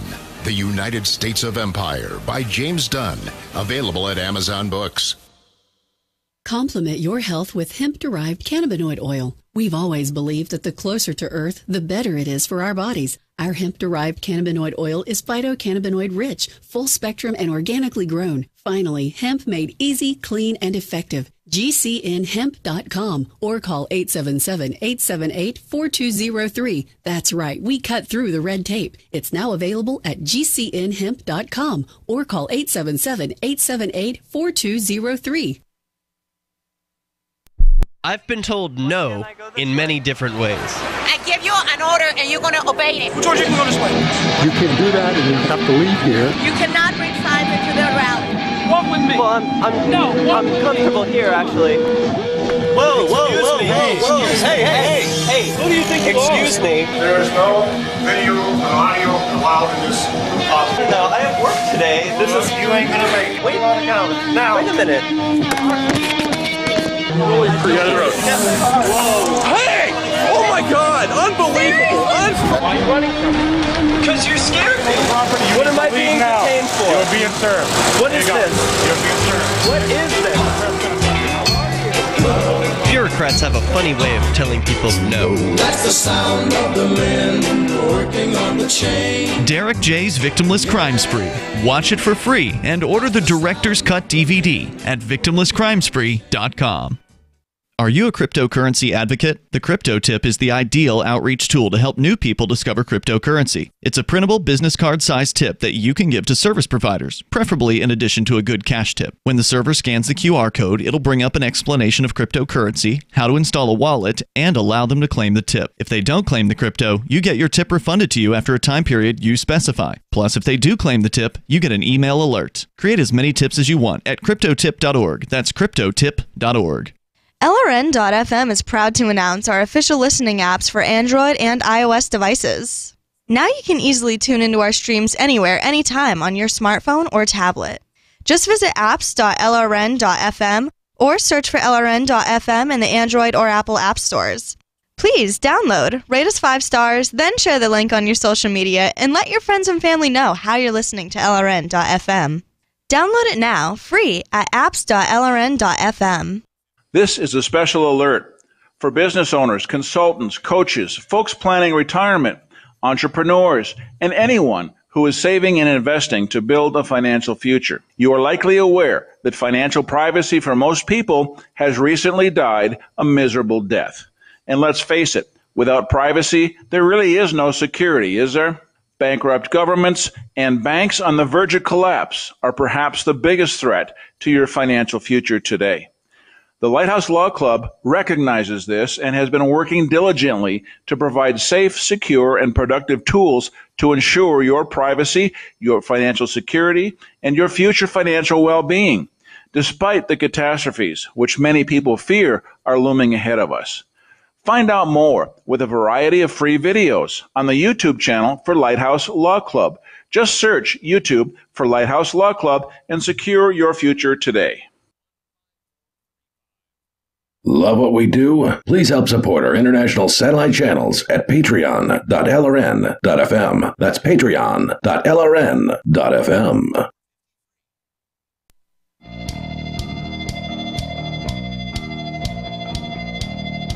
Hey, it's Free Talk Live. You're able to join us here. The toll-free number is 855-450-FREE, where you can get on the radio with us here in the studio. It's Ian, Richie Rich, and Mark. 855-450-3733. This summer, Mark, we're going to Vegas. Yeah, to Freedom Fest. It's the largest liberty-oriented gathering in the world. Freedom Fest theme this year is the Wild West. Is it liberty and opportunity, or was it lawlessness and violence? They're going to have Penn Jillette there, Candace Owens, John Mackey, Kevin O'Leary, and Kevin Harrington of Shark Tank, Stephen Moore, Grover Norquist. There's going to be all kinds of folks there, not just libertarians. There'll be conservatives and liberals and just open-minded people mingling together to hear real debates, share real solutions, and converse freely. You can go to freedomfest.com/FTL and get your tickets now. It's freedomfest.com/FTL. Use coupon code FTL50 for a $50 discount. Plus, if you're not completely convinced right now, you're thinking, oh, well, you know, whatever time or energy or whatever it might be that's keeping you back, go to freedomfest.com/FTL and you can get the 5 best speeches from last year for free. Judge Napolitano, Alan Dershowitz, Charlie Kirk, Heather McDonald, John Mackey, all of it for free. Go to freedomfest.com/FTL.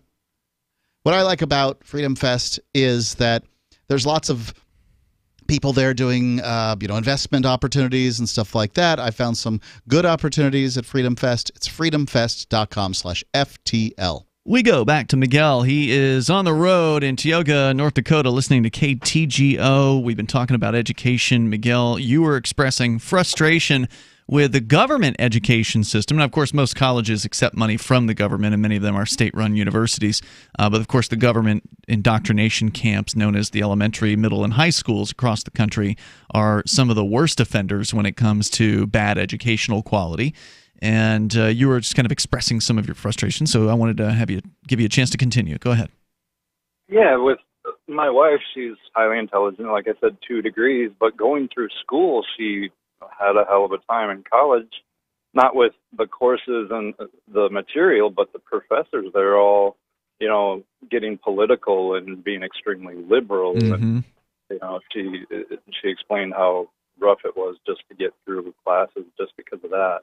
And with me being a dropout, I just started my own business with this truck, and my wife will never use any of her degrees unless she gets bored when the kids are out, and with this, it's a 6-figure, maybe $250,000 potential a year income, depending on how hard I want to work. Where education up here, we actually just talked to, I leave work and we're very involved in the education of our kids, and I make sure to go to the schools and ask the questions. And the teachers up here make good pay, $48,000 she was willing to tell us. And that is really good pay for teachers, where some only make like $23,000 for a degree that they went $60,000 into debt, or $30,000 to $60,000 into debt with. And it's just upsetting to see people spending that money and our children getting taught the political opinions and views of teachers. Well, the best thing you can do, of course, is get your kids out if you possibly can to homeschool or unschool. Those are always better options. Homeschooling and unschooling is just being involved in your kids' education. So, well, usually it involves getting them out of the government schools. I've never heard of someone who's claimed to be homeschooled that goes to the government schools. That doesn't happen. Lots of people are homeschooled to go to government schools. Sure, I've never heard of that. This government school that we were not going to put our daughter in a government school, but we went to the school and met everybody. They're all, good, wonderful people that aren't going to push any kind of liberal agenda into our children. And where the hell did you find this school? Is it just that way in North Dakota typically? Is that what you're? North Dakota is a red state, conservative state. Sometimes I feel naive in that respect because I remember going to school and I don't remember the political agenda or the political. It never happened. It never happened when we were in school. Oh, I bet it did. It's just you wouldn't be able to detect it. If you're a young person, you don't know what to look for. You don't know what, at the very least, it's a pro-state agenda. It's not anything that's in favor of independence. It's not anything that's in favor of liberty. Schools in and of themselves are hierarchical organizations that are, designed to tell young people what to do. So they're going to be pro-state by their very creation. Yeah, I just don't remember any teacher saying, "Well, I hate this president," or "You should do this." Yeah, what you're seeing is the flower at the end of the plant. It's had a lot of opportunity to grow. The weed, it's the flower at the end of the dandelion, right? The weed has had a chance to take deep root and has been growing. Well, and Miguel, thank you for the call tonight. I definitely appreciate hearing from you. Even though he believes that he has found a government school that is more acceptable than what he thought he was going to find, and I don't deny that could be true. The other side of the coin is, well, what about the lefty liberals that are living in the area that are upset about the fact that, they can't get the education they're looking for at the government school that you like? So essentially, you're just now forcing, your viewpoint down somebody else's throat, which is why they like to force their viewpoint down, your throat, because whoever can get in control, the government gets to force their viewpoints down kids' throats. And it's just something that needs to stop. It's just something that people need to get over, this whole idea that we need to have a government school system in the first place. And of course, no politician is going to propose this, but that would be the ideal situation where parents get to keep the money that they've earned and then spend that money on whatever educational opportunities they think is best for their family, whether it be homeschool, unschool, a private school, some sort of schooling co-op, or whatever. I support all of that, right? Like, I support the notion of destroying government schools. And replacing it with nothing. Let the market fill in. Right, and let the market fill in. However, I live in the real world. I have a kid, and I understand that. And you don't send him to government school. I don't, because I'm looking. I think for my family, I don't think it's right. However, the solutions I like to give to people are abstract solutions about how the world should be. And yes, I think we should get rid of the notion of government school from the very bottom up. However, I think it's also important to note that you need a solution for today.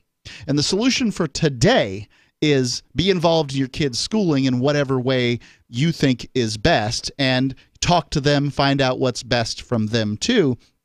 Most kids are just kind of bebopping along mindlessly. They're in, some other world. They don't understand how the world goes. So parents have to take an active role. If government school's the right solution for your kid, then maybe it's the right solution. You've already paid for it. There's nothing wrong with using it. There's nothing wrong with driving on the roads. You've already paid for them. But I don't think that the government should run those things either. I don't think that the state should be in charge of all kinds of different things. But if you choose to use them, you've already paid for them, and there's nothing sort of wrong or immoral about it. Yeah, there's a lot of parents should be warned. There's a lot of bad news that comes out about government schools, and you don't have much sway. That ultimately they're going to do what they're going to do, and you're going to either like it or move your kid to a private school or homeschool or whatever you're going to do. I don't usually fault people for using government-provided services. I don't. But no. I do see it as a trap that gets you dependent on government services. And so the less you can be dependent on those services, Like, sure, you're paying for the public school for other kids, but if you can still find a way to do that and homeschool your kid or put your kid in private school, that's probably better off in the long run. I think some people don't. They've tried homeschooling and they didn't like it. It didn't work out for them, and there's better options. It's also not for everybody. Yeah, it's absolutely not for everybody, and I don't want to tell people how it is. But I do want to make it clear that what government school. I don't call it public school. What government school is middle class welfare, babysitting, day prison, and I mean every one of those words. That's what it's there for, because they don't teach your kids any more than you can teach your kids if you want, but. Well, if you send them there, it's just an excuse to make sure that mom gets off to get a job, more or less. You've got 7 hours of your day covered from daycare. That's the idea. Free Talk Live, 855-450-3733. It's 855-450-FREE. Come on, call in and school me. Free Talk Live. More coming up. Did you know you can legally exit the U.S. federal income tax system? Well, it's true. And thousands of American nationals are doing it. The 16th Amendment and the Internal Revenue Code are legal, but only in a limited jurisdiction. This is the basis behind the voluntary nature of the income tax. Learn the exit strategy provided by Congress. Find out more by visiting weissparis.com and watch our numerous videos. That's WEISS Paris.com. Bitcoin.com is delighted to announce their latest partnership with the gift card specialists at eGifter. With many of the world's leading brands on their roster, it is now easier than ever to get the gift cards of your favorite brands with Bitcoin Cash. To get started, just follow these simple steps. Visit giftcards.bitcoin.com, pick the gift card you want, follow the instructions on your screen, and make your payment using your Bitcoin Cash wallet. Sit tight and your gift card will be delivered to you as soon as it's ready. That's giftcards.bitcoin.com.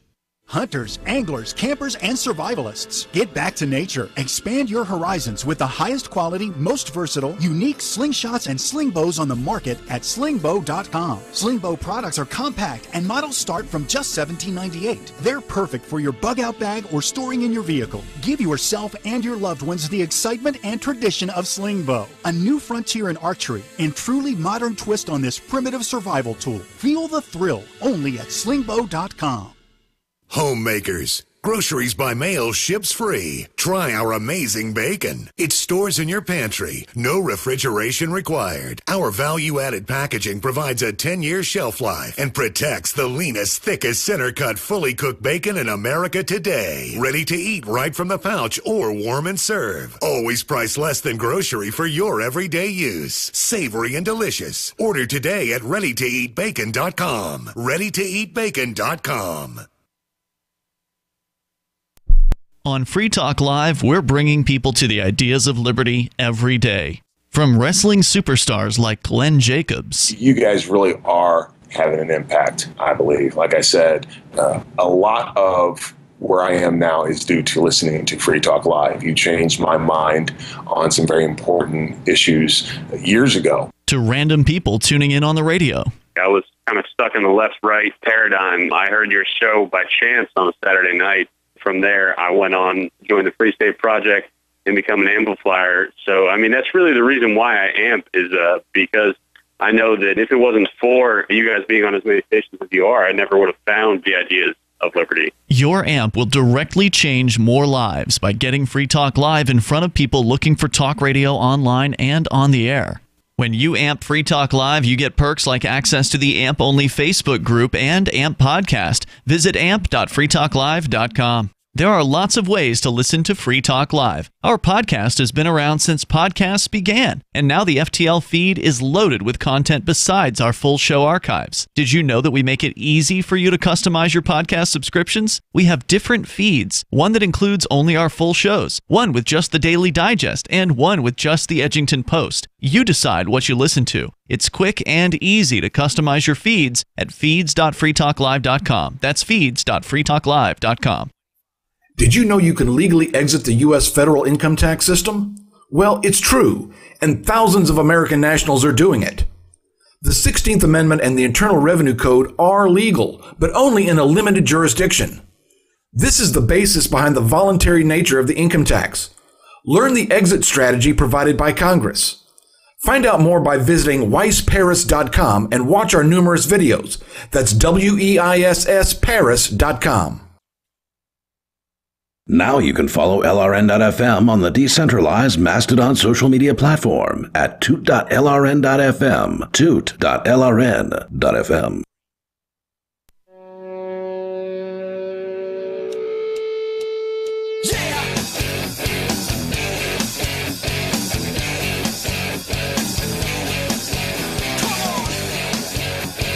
It's Free Talk Live, and you can bring up whatever you want here. Our number is 855-450-FREE, like freedom. That's 855-450-3733. We do have the Discord on-air call-in line rooms over at discord.lrn.fm. And in the studio with you tonight, it's Ian. Richie Rich. And Mark. Of course, you can bring up anything that you want. We've been talking about education. A lot of people have opinions about it because many people have been screwed over by the higher education system with ever-expanding fees and debts being piled on top of one another to the point where many don't even bother trying to pay it off.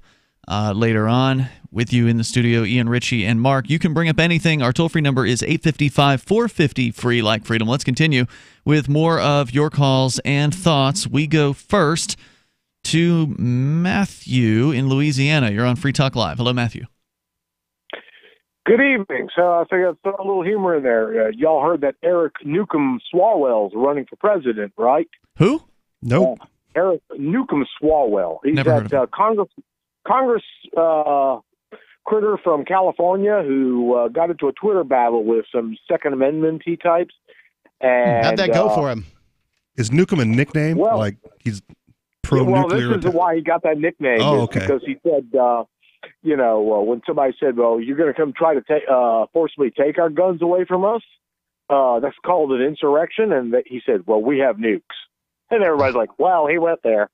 Well, good news is, though, their Second Amendment is safe with Newcomb because he has said that he only wants to take the most dangerous weapons away from the most dangerous people, which means apparently the government's going to be giving away all their weapons. He's going to disarm the government. That's what he said. It's dangerous weapons away from dangerous people. And what has the 20th century taught us? Who kills those people? Governments, right? That's pretty much what happens. Governments kill a whole lot of people, like way more than like all the murderers combined, basically. Is he going to disarm all the governments? No, he's not going to disarm anybody from the government. Just checking. I think that you can say that... It sounds like that's what he says to me. So, Mark, you want that aircraft carrier?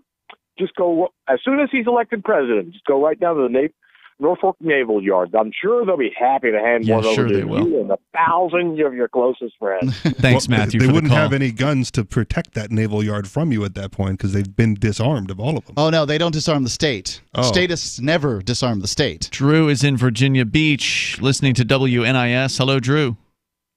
Hey, so I just wanted to say two things, right? So when young people are deciding on getting a degree, I agree that probably 50%, at least 50% of all degrees are absolutely useless, except for the colleges that are taking the money. Yeah. But I did go to college. But if you're a young person, look out there and see, can I find 5 people who are going for the degree that I want? Like before you choose a degree, and once you say, well, I want to do a master's in whatever, try to find 5 people with that degree. Do those 5 people actually have a job?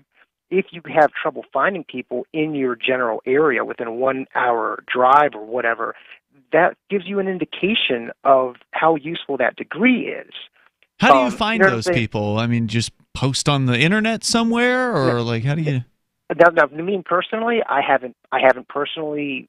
I'm a registered nurse, right? Mm-hmm. So yeah, you're doing fine. Right. So the thing is, like, and how I got there was I worked within the system. I respected other people. You know, they drop out and they have some great idea and become a millionaire. And the other side of it is also like take the broken system that you're in and you work within it. I went to public schools. I learned how crazy society was. I think that was a good thing for me to learn, from an early age that I'm living. I got acclimated to the craziness and realized that didn't need to be me with the help of my parents. They let me know, hey, this is school, but this is not. They're not going to every time I went to school. Like, this is not what you're supposed to do. Like, this is not the way the world should be. It's the way the world is. So anyways, I went to Votech. That was free. I went to community college. That was next to free. I went on to university. That was next to free. I think my entire education, I added it up, it was like 5,000 some $100, including like books and uniforms. How was all that next to free?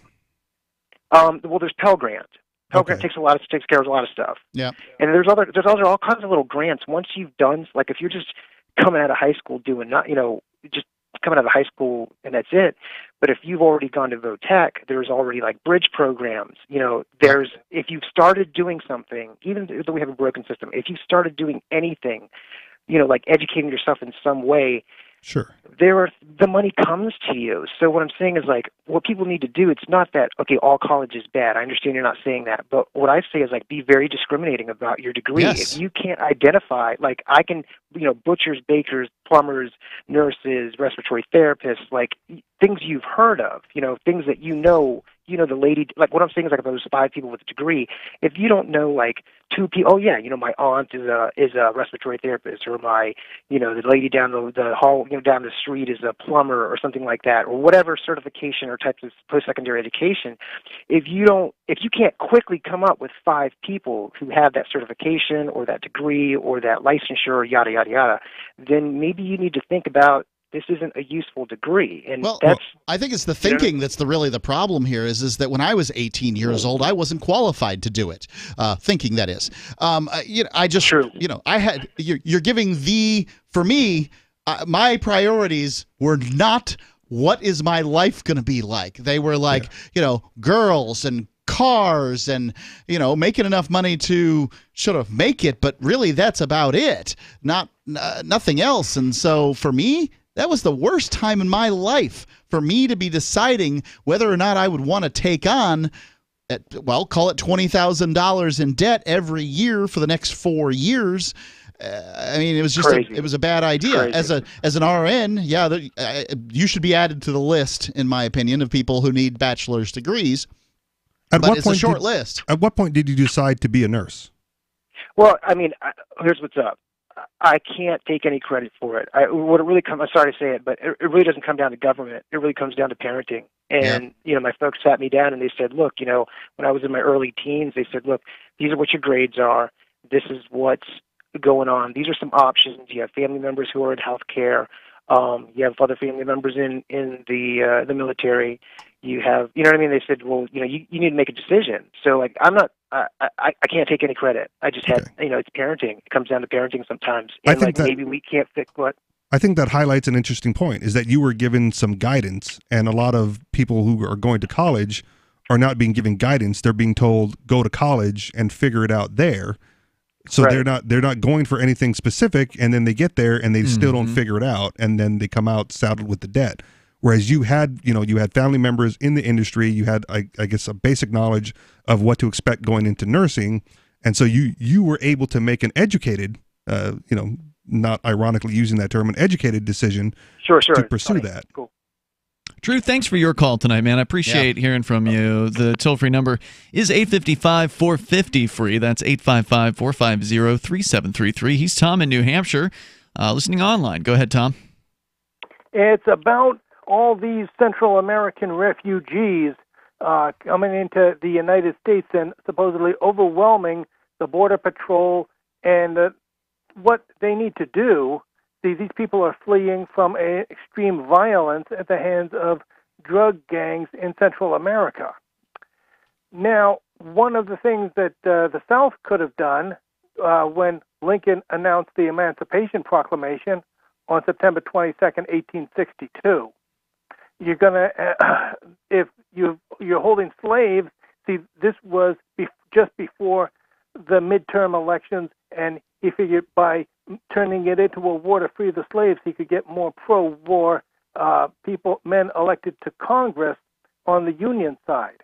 And what the South could have done was that, okay, we're going to preempt that. We're going to free the slaves, pass a law banning slavery in the Confederate States of America. They wouldn't do that, but yes, that would have actually worked.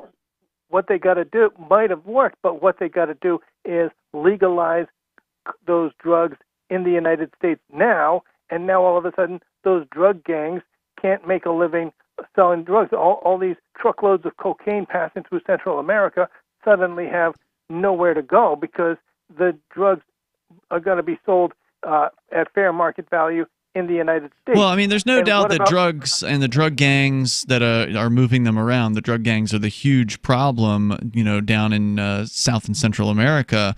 However, it is just a problem. If you were to clear up the drug gangs tomorrow, it's not going to end corruption within the Honduran government or whatever other Central American governments. I mean, governments are corrupt from top to bottom, regardless of whether there's a war on drugs going on. So there's still going to be a bunch of people that want to get the hell out, even if all of a sudden the drug gangs are wiped off the map, just because those governments are awful, just in general. Thank you, Tom, for the call tonight. The toll-free number is 855-450-FREE. Coming up, we got this California potential shampoo ban on the way. Plus, the U.S. military is targeting video gamers as potential new recruits. They're launching an esports team. We'll tell you about it coming up in Hour 3. It's Free Talk Live. Know someone with a drinking or drug problem? Learn how to get sober after we share these stories. I was 35 with 2 beautiful children when my life and addiction started to spiral out of control. After my divorce, I went into a depression cycle and started drinking more often and using prescription drugs. After my second DWI and arrest, my ex-husband threatened to take our children away from me. I was 17 when I became addicted to heroin and meth. I thought I could quit on my own, but I couldn't. It hit me when I was arrested. Get sober now. Your private insurance may cover costs and we'll get you here. It's simple. Just call Elite Rehab Placement right now. Please, don't wait. Your life matters to us. 800-213-9264. 800-213-9264. 800-213-9264. Call right now before it's too late. 800-213-9264. Did you know that Free Aid is a mutual aid, educational, and networking organization?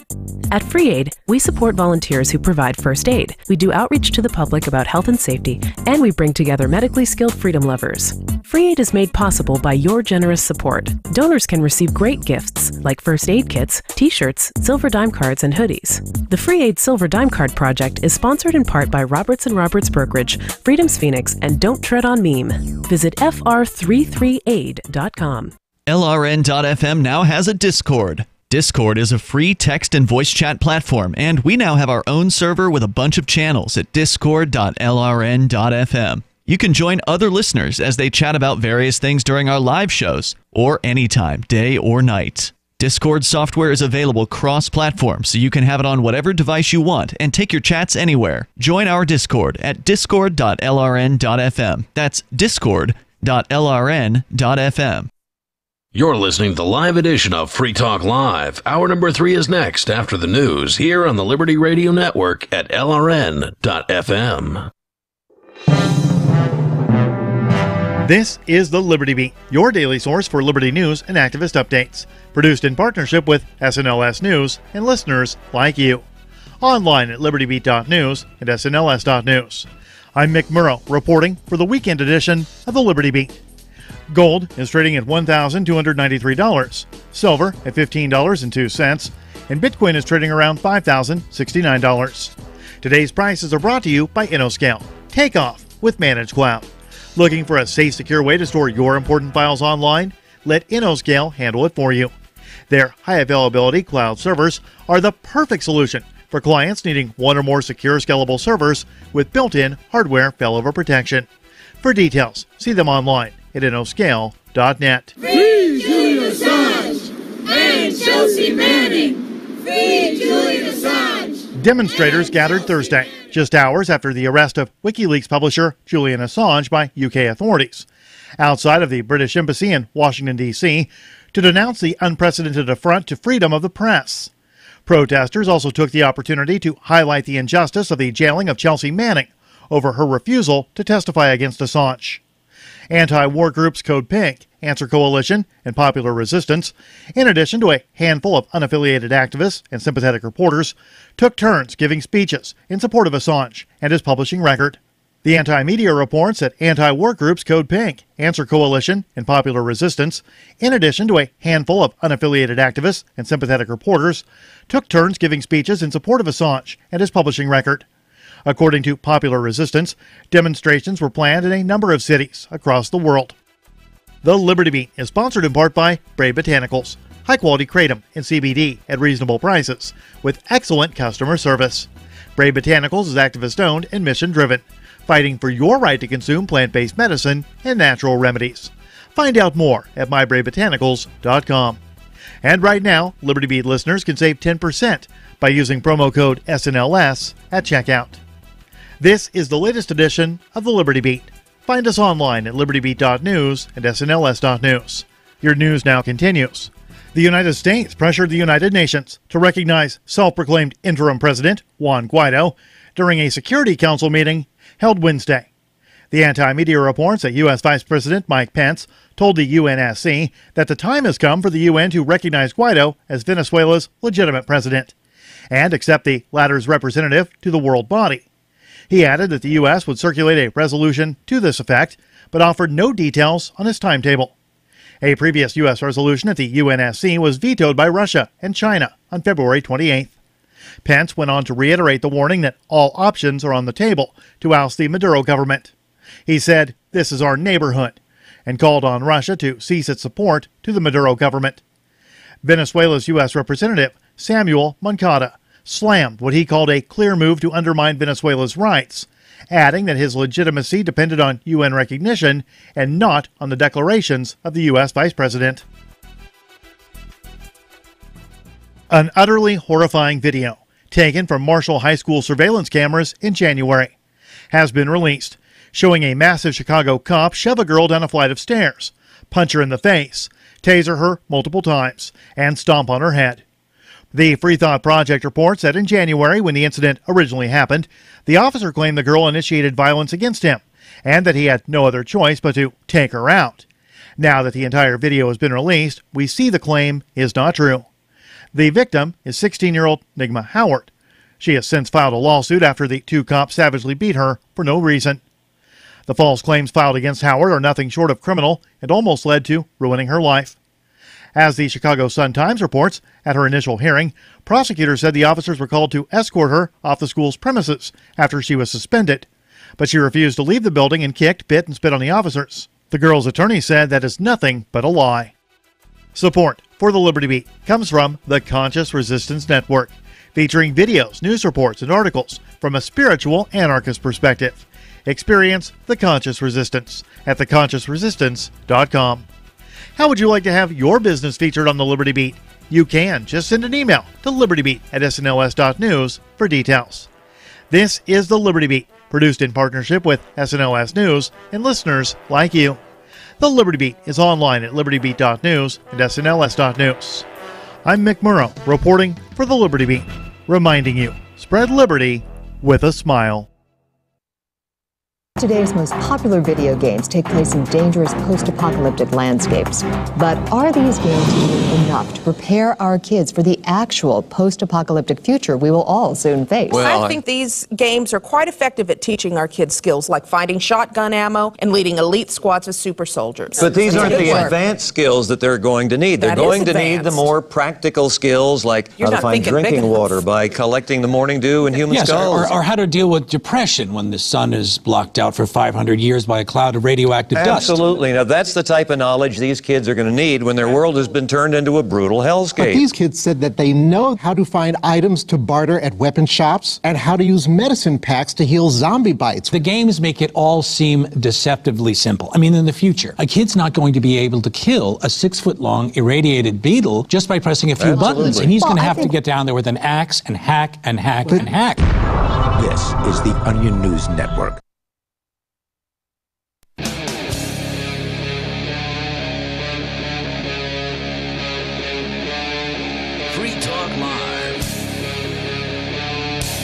Free Talk Live. You dial toll free to bring up whatever you want. Our number is 855-450, free like freedom. That's 855-450-3733. We do have the Discord on-air call-in line rooms.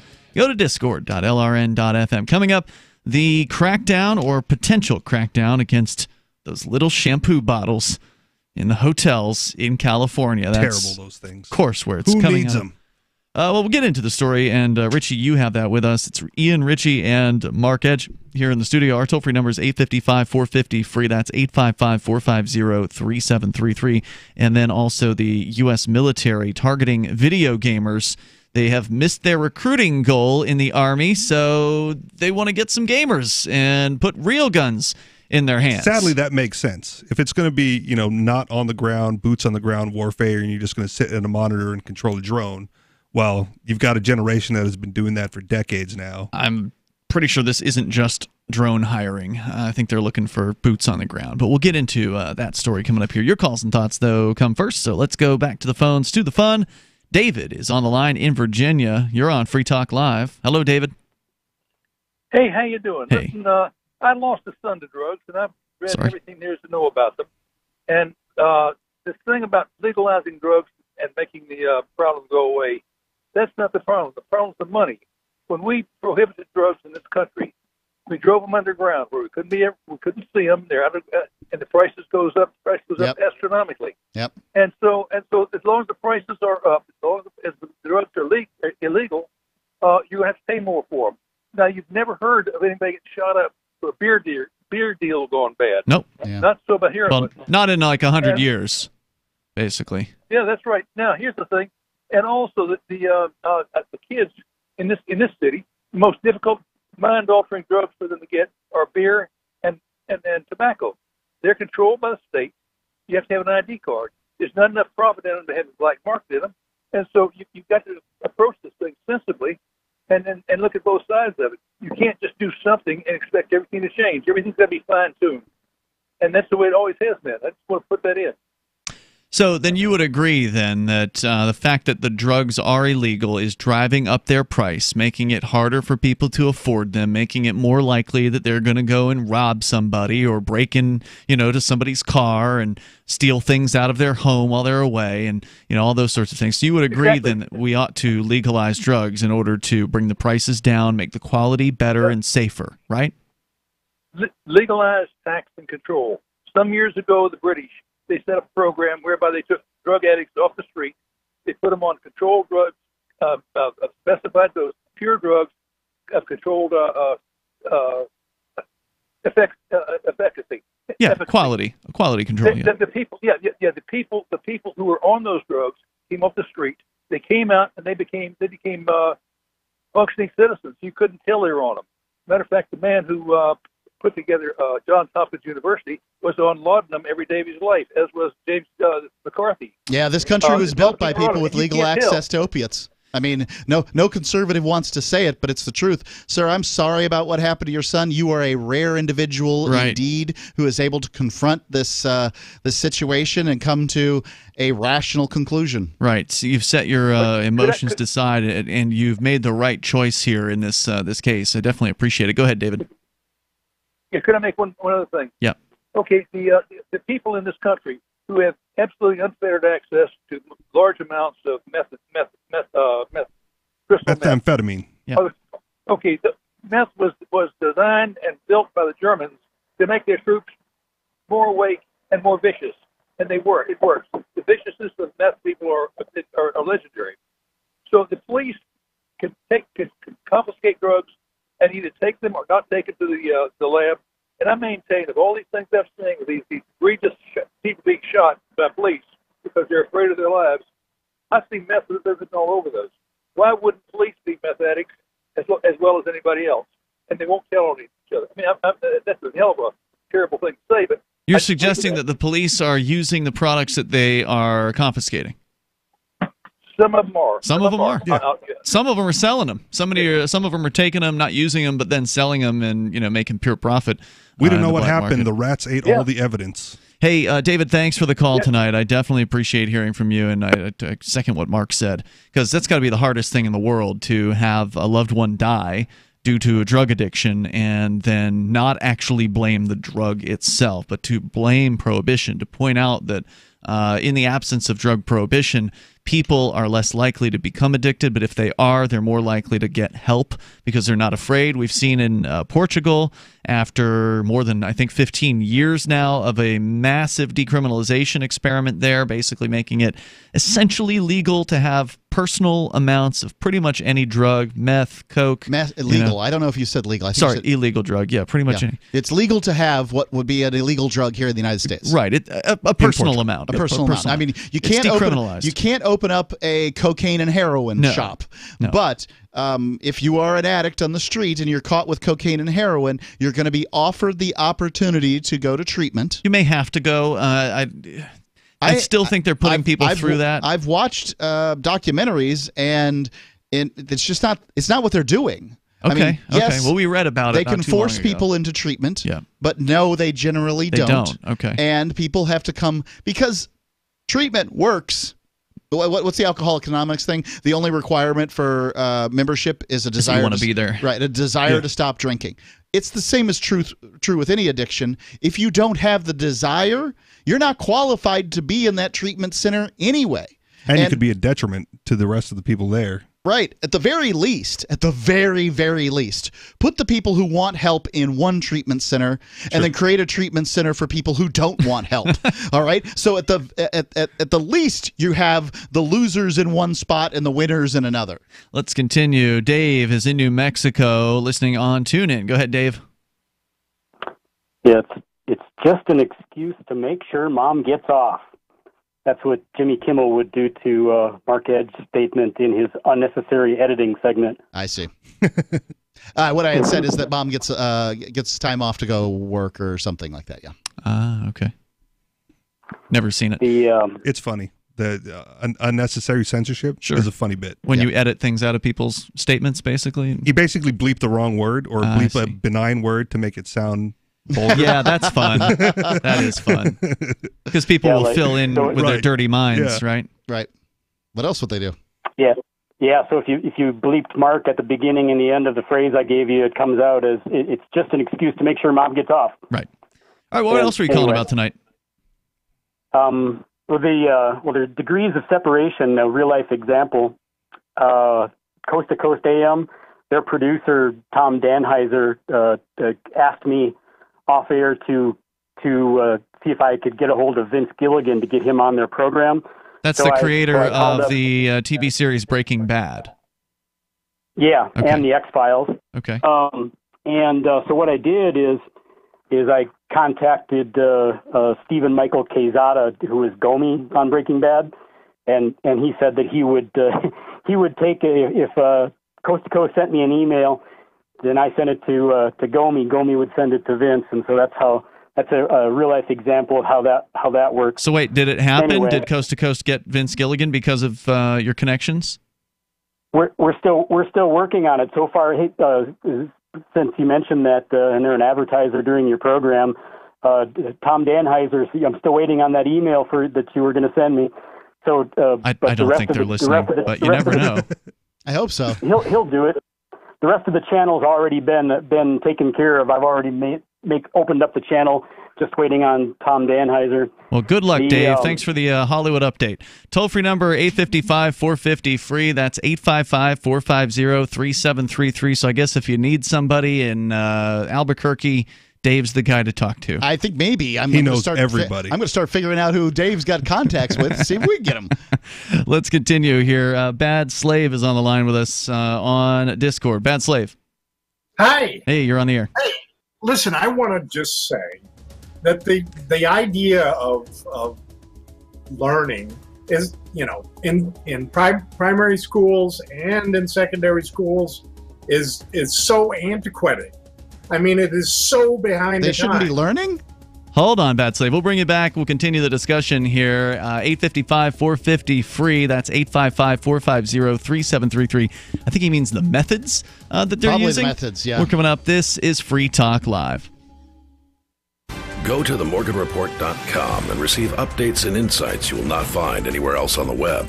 You will discover how to grow and protect your wealth under all market conditions. The Free Morgan Report provides interviews, webinars, question and answer sessions, plus mind-blowing videos. As David Morgan says, let my passion create your wealth. TheMorganReport.com. TheMorganReport.com. You love Bitcoin. It's the future, right? Well, no, not if everyone stops using it. I mean, think about it. How many places in your town take Bitcoin? One? None? Let's be real. If this Bitcoin thing is ever going to happen, it's going to need your help. The good news is the guys at AnyPay have your back. We built a website called helpmetakebitcoin.com, and it's a place you can send any business, and they'll be set up to take Bitcoin in 5 minutes. helpmetakebitcoin.com. Did you know you can legally exit the U.S. federal income tax system? Well, it's true, and thousands of American nationals are doing it. The 16th Amendment and the Internal Revenue Code are legal, but only in a limited jurisdiction. This is the basis behind the voluntary nature of the income tax. Learn the exit strategy provided by Congress. Find out more by visiting weissparis.com and watch our numerous videos. That's WEISS Paris.com.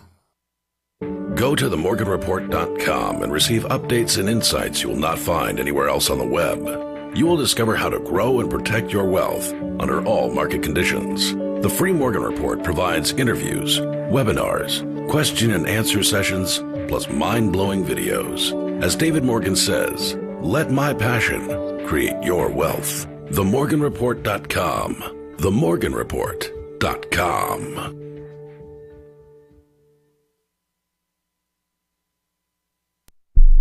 The Free State Project has reached its goal of 20,000 liberty lovers who've pledged to move to New Hampshire and get active to achieve liberty in our lifetime. Perhaps you're trying to figure out what part of New Hampshire should be your destination. If so, consider Keene. You'll find more than 150 reasons to move to Keene at move.freekeene.com. Keene is famous for its historic, publicity-generating activism, as well as being the liberty media capital of the world. It's home to freekeene.com, New Hampshire's destination for liberty activism, news, and opinion. For years, we've been compiling over 150 reasons to move to Keene at move.freekeene.com, where you'll learn about some of what's happening here and what makes Keene a great place to live. If you love liberty, you'll probably enjoy anywhere you end up in the Shire. But do your due diligence first. Please visit move.freekeene.com for the full list of over 150 reasons to move to Keene. That's move.freekeene.com. The LRN.FM social media channels have been revamped. We've eliminated Facebook and focused on other platforms like Twitter and Mastodon, the decentralized alternative to Twitter. On our accounts, you'll find posts from multiple LRN.FM show hosts together in one place. Follow us on Twitter at twitter.lrn.fm, or better yet, move to the decentralized Mastodon social media platform at toot.lrn.fm, toot.lrn.fm. I think you'll like it. There are basically two types of advertising: direct response and branding. Radio's great for direct response with its low cost to listener ratio, but audio can't be beat for branding, which is a longer term endeavor. You want to be the first thing that someone thinks of when they think about your product or service. If you have a local business that you want kept top of mind in your community, call the station. If you need national reach, Free Talk Live's got around 200 radio stations, millions of monthly listening sessions, can suit all budgets, and if we don't think we're right for you, we'll tell you. Email me, mark@freetalklive.com. This is the Liberty Radio Network, broadcasting the latest liberty-oriented audio content 24 hours a day at LRN.FM.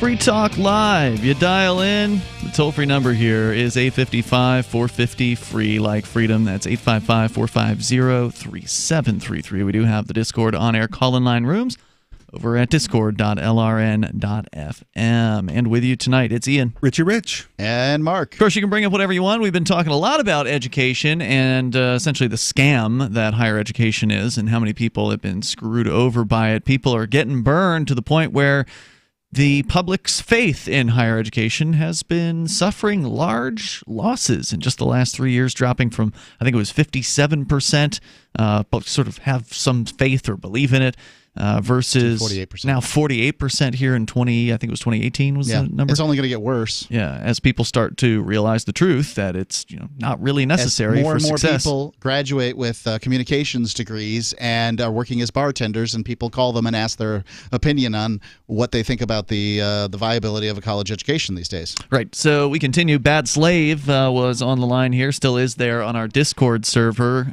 Go ahead, Bad Slave.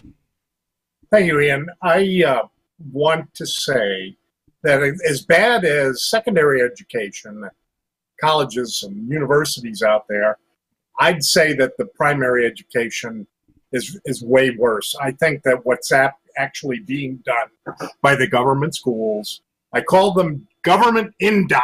That's what we're dealing with, and that is the prison system they call schools that they put our children in, that they make bullies out of. They've got them locked in. They've got resource officers in there beating kids up, cuffing them and hauling them away. We've got, there's so much bad there, and they don't even need to go there. They could stay home and do their own thing. Or there could be small local schools, private schools, that will do a much better job. Well, who would educate them at home? Children. Who would educate them at home if you got two working parents? Well, I just said they can have, smaller, less expensive private schools are perfectly willing to do it. But I don't think that we need to have both parents home working if you're going to be a parent. I really think that parents ought to have at least one of the two of you around for the kids to do that. And if we didn't have to pay the taxes that were being levied terribly on all of us, I just had to pay almost an $8,000 bill here recently to fund mostly schools, and it makes me sick to think of what they're actually producing. They don't even use good resources for this education. They make up shit. Oh my God, you can't say that on the radio. Sorry about that, but we can't let you do that. Toll-free number here is 855-450-FREE. That's 855-450-3733. Just a reminder. That's unfortunate. Free Talk Live is, and he waited for a while before getting to that, that we are a talk radio show, which means we are on broadcast radio stations, so we do have to protect our station's licenses. I wish we didn't have to, but we got to. Yep. So we have to have a zero tolerance for that kind of thing. 855-450-FREE. But he did mention the cops in schools beating people up. One of the most recent headlines that I had seen, and I don't see a lot of this stuff just because I've seen so many police abuse videos.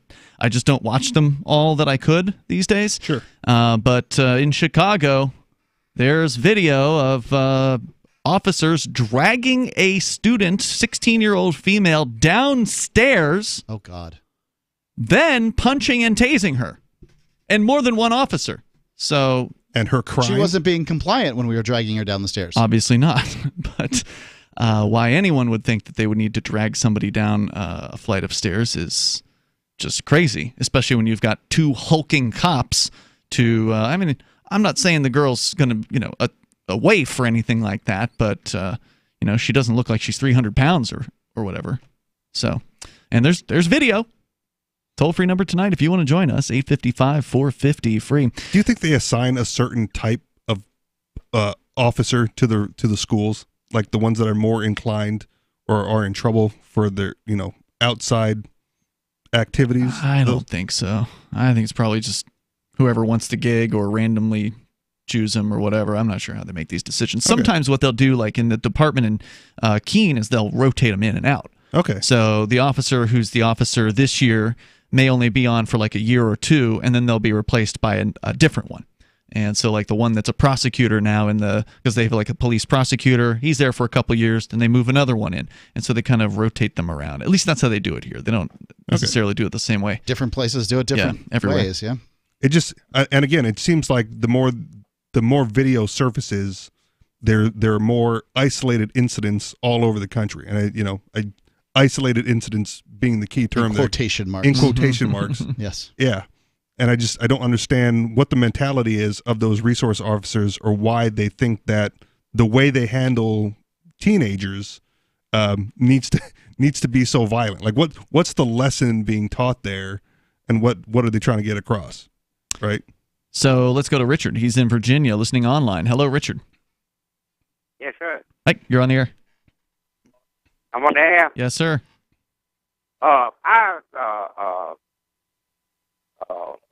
Think the Republicans, can I talk about anything? Sure, what? go Sure. ahead. Yeah. Whatever I you want. think they should, Republicans, my name is Richard, Republicans, they should get a bipartisan thing going on, and won't be long for 2 more years to be elected. I think Trump's going to get it again, but they could. What would you like to see happen? I'm not real clear. The What Republicans create a bipartisan. What do you want them to do?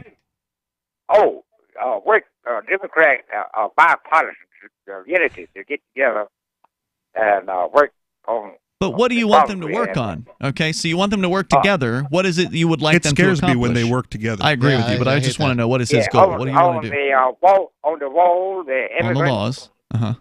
Yes, sir, and abortion. Abortion. Yes, sir. What do you want? What do you want them to do about it? I don't think. Well, they should. God doesn't believe in abortion, so I think. They should build Sure, abortion yeah, clinics sure. along the Mexican border. Yeah. But that's two things I was talking about. If the child, getting back to abortion, if the child be both, they should let the child, if you come out to formula or boy or girl. I can't understand half the words this guy's saying. The accent is strong. I mean, I'm from the South, and I can't even understand you, Richard. I'm sorry. Yeah, but I'll call you back another time. All right, that'd be great. Thanks for the call. Yes, I'm really looking All forward to hearing from you, I think, with the more coherent call, but I don't think we're going to get more coherence from Richard.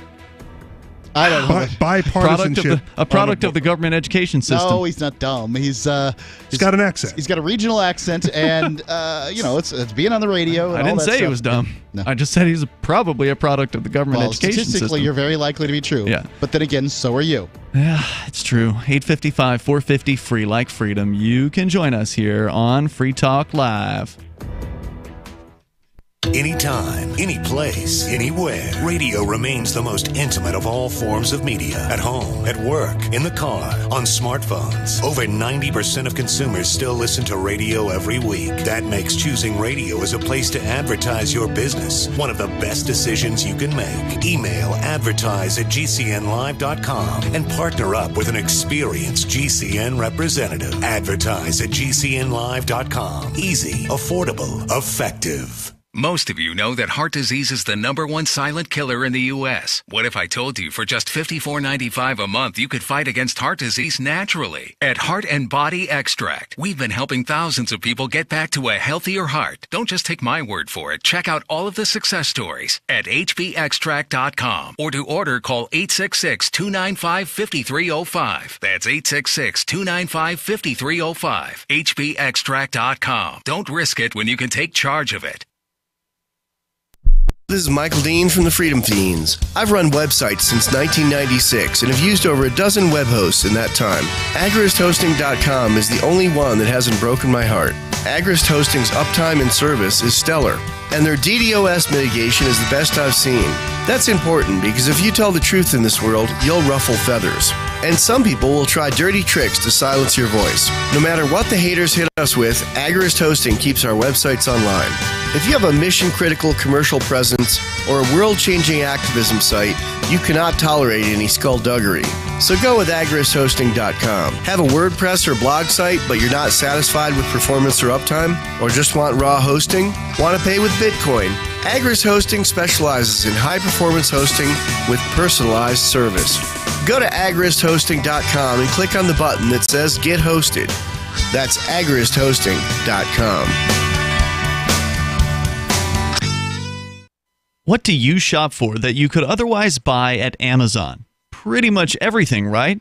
Amazon has competitive pricing and they deliver, and that's a big plus. If you could plan ahead in your shopping, would you be interested in saving up to 33%? There's a catch. You have to do your shopping in Bitcoin. But imagine those savings. It's like a huge raise. All you have to do is go to saveatpurse.com. We've saved thousands, and you can too. Plan ahead and save. Saveatpurse.com. Did you know we've taken our LRN.FM telephone listen line to a new level with the LRN.FM audio on demand line? Now you can call 712-770-8447 anytime and listen to LRN.FM's live feed. And you can listen to a bunch of our original shows on demand. Long distance fees may apply. Just dial 712-770-8447 and choose from the menu. 712-770-8447. We have some good news. The indictments against Ross Ulbricht in the District of Maryland were dismissed with prejudice, meaning they can never be refiled. This is especially good because those indictments contain the only charge ever made that Ross engaged in murder for hire. This was a serious allegation that Ross Ulbricht denies. It was never prosecuted or ruled on by a jury, but was trumpeted by the federal government and the media as if it were proven fact. The Maryland court held these indictments for almost 5 years, poisoning Ross's case and leaving him under a cloud of unproven allegations. As explained in Ross's appeal to the Supreme Court, the fact that the judge used these allegations to give Ross a draconian sentence of double life without parole violated his Sixth Amendment right to a jury trial. Judges are required to issue sentences based on convictions decided by a jury, not unproven allegations never even charged at trial. Although this is a positive development, the dropped indictment will not set Ross free. Now, a presidential pardon is Ross's only hope of freedom. Sign the petition at freeross.org. freeross.org. You can sign up to receive the latest about the Liberty Radio Network via our email updates at updates.lrn.fm. That's updates.lrn.fm.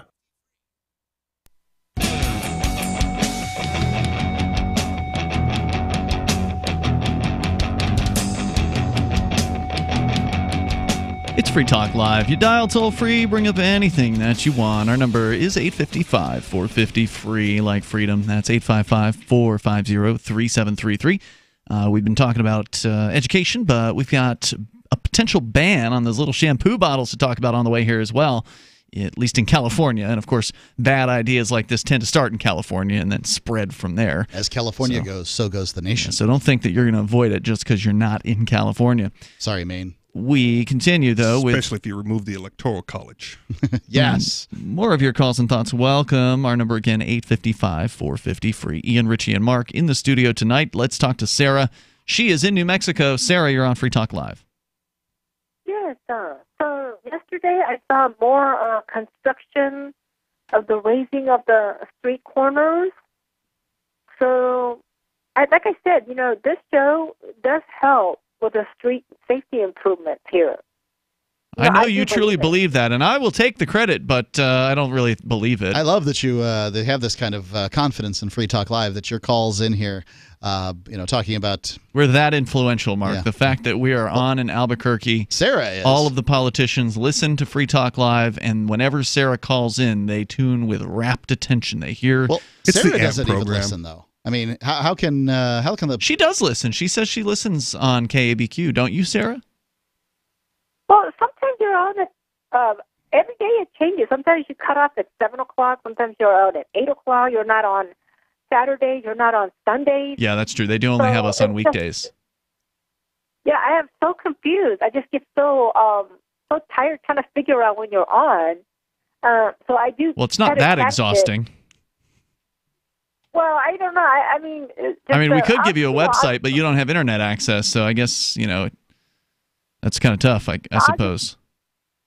I'll just catch it when you can, but that's how most people listen to the radio. Yeah, that's true. There's not a whole lot of appointment listening, but it does happen. Oh, I correct myself here. We are on Sundays. I thought we might have been on late Sundays. So, yeah, Albuquerque listeners can get us on KABQ from 5 to 8. So that's live. We are live in Albuquerque weekdays, and then they run 2 hours of our Sunday show, 8 to 10 Mountain Time in the evenings, and that's on AM 1350. Sarah, so what were you calling about?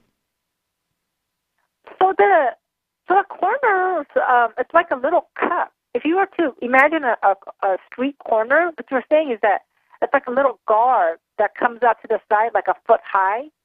like a little cut rail, and it's cut out in the middle so that it blocks the car, if you could imagine it. Mm-hmm. Doing my best. If you're a pedestrian, if you're standing in the corner of an intersection, you're in a corner, so there's a rail that they put up, like a little tiny concrete rail, like about a foot, and it's open in the middle, so you can walk out. So to protect pedestrians while they're getting ready to cross the street from turning traffic.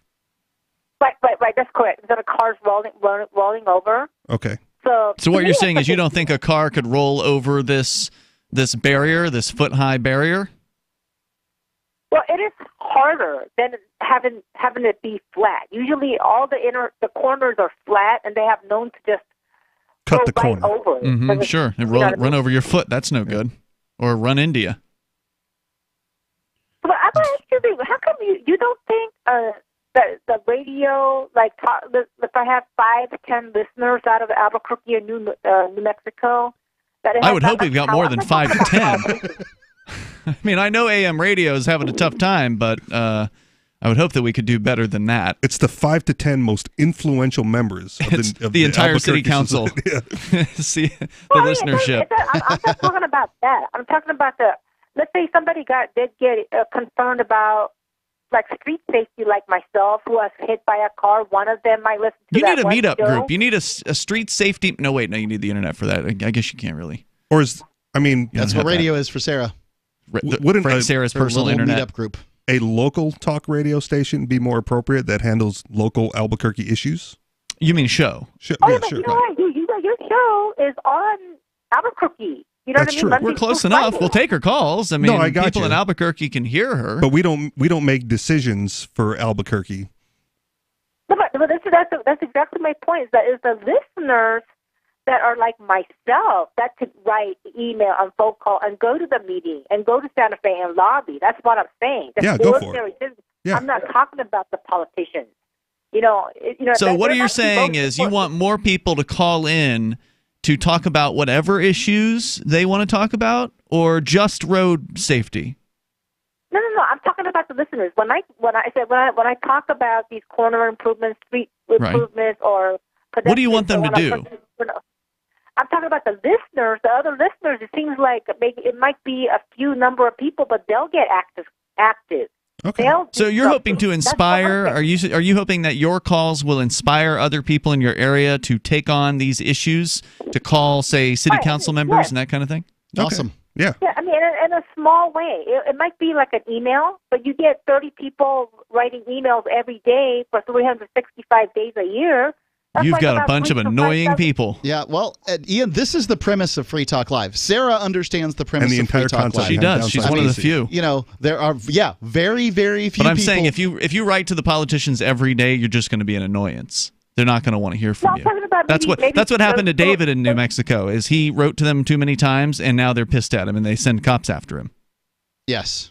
Right, so you have to use some sort of like unlike Sarah, thanks for the call. Unlike Free Talk Live, where we welcome contacts from people, we want to hear from people who have opinions. We want them to call in, and we only have a 1 call per night limit because I'm sure Sarah would call more than once per night if she were allowed to do so. But we want that to happen. Politicians don't actually want to hear from people. No, they act like they do. But if they hear from you too often... They just want your vote, not your opinion. Right. They will turn you away and be very unfriendly. I would say, though, that your letter to a politician, if that letter comes, say, quarterly, maximum every couple of months, is more effective by a factor than your vote. Oh, yeah, I'll give you that. So voting is probably inconsequential from a mathematical standpoint on anything above sort of the state rep level. Do they listen to those people? Probably not. But who write letters? Yeah. In some cases, they do. If they have no opinion, you're more likely to sway them on an issue. Okay. Now, if they have an opinion, if you find the pro-abortion politician and you write them an anti-abortion letter or vice versa, you're not going to get anything. They're not going anywhere. Right. But if you're talking about, like FISA regulation of the internet, A lot of politicians are like, I don't really know whether the internet should be regulated or how it should be regulated or whatever. And okay, these people say to vote against FISA, and there's a whole bunch of them that say so. Then yeah, they listen to that. Okay, because I remember participating. Was it was it Downsize DC? Are you guys? Yeah. Oh yeah. Big fans. The email campaigns. Yep. And for a little bit, I went and I was like, okay, this issue is important. Click the email, boom, sent to my local. Easy, very easy. Yep. But then all the responses I ever got back were just form letters telling me why they disagreed with my position and that they weren't going to do anything about it. Well, in your case, you were in Hawaii, where the politicians are all Democrats. They're always form letters. Everything I ever got back was always a form letter. True. And I agree with you. They don't care about Downsized DC and they don't have time for you. Took on big issues, not little ones. Mm-hmm. And national issues. You're talking about contacting like a city councilor or something like that? I'm talking about national politicians about things where you might have a chance of changing their mind. Not very likely. They're not even going to read what you write.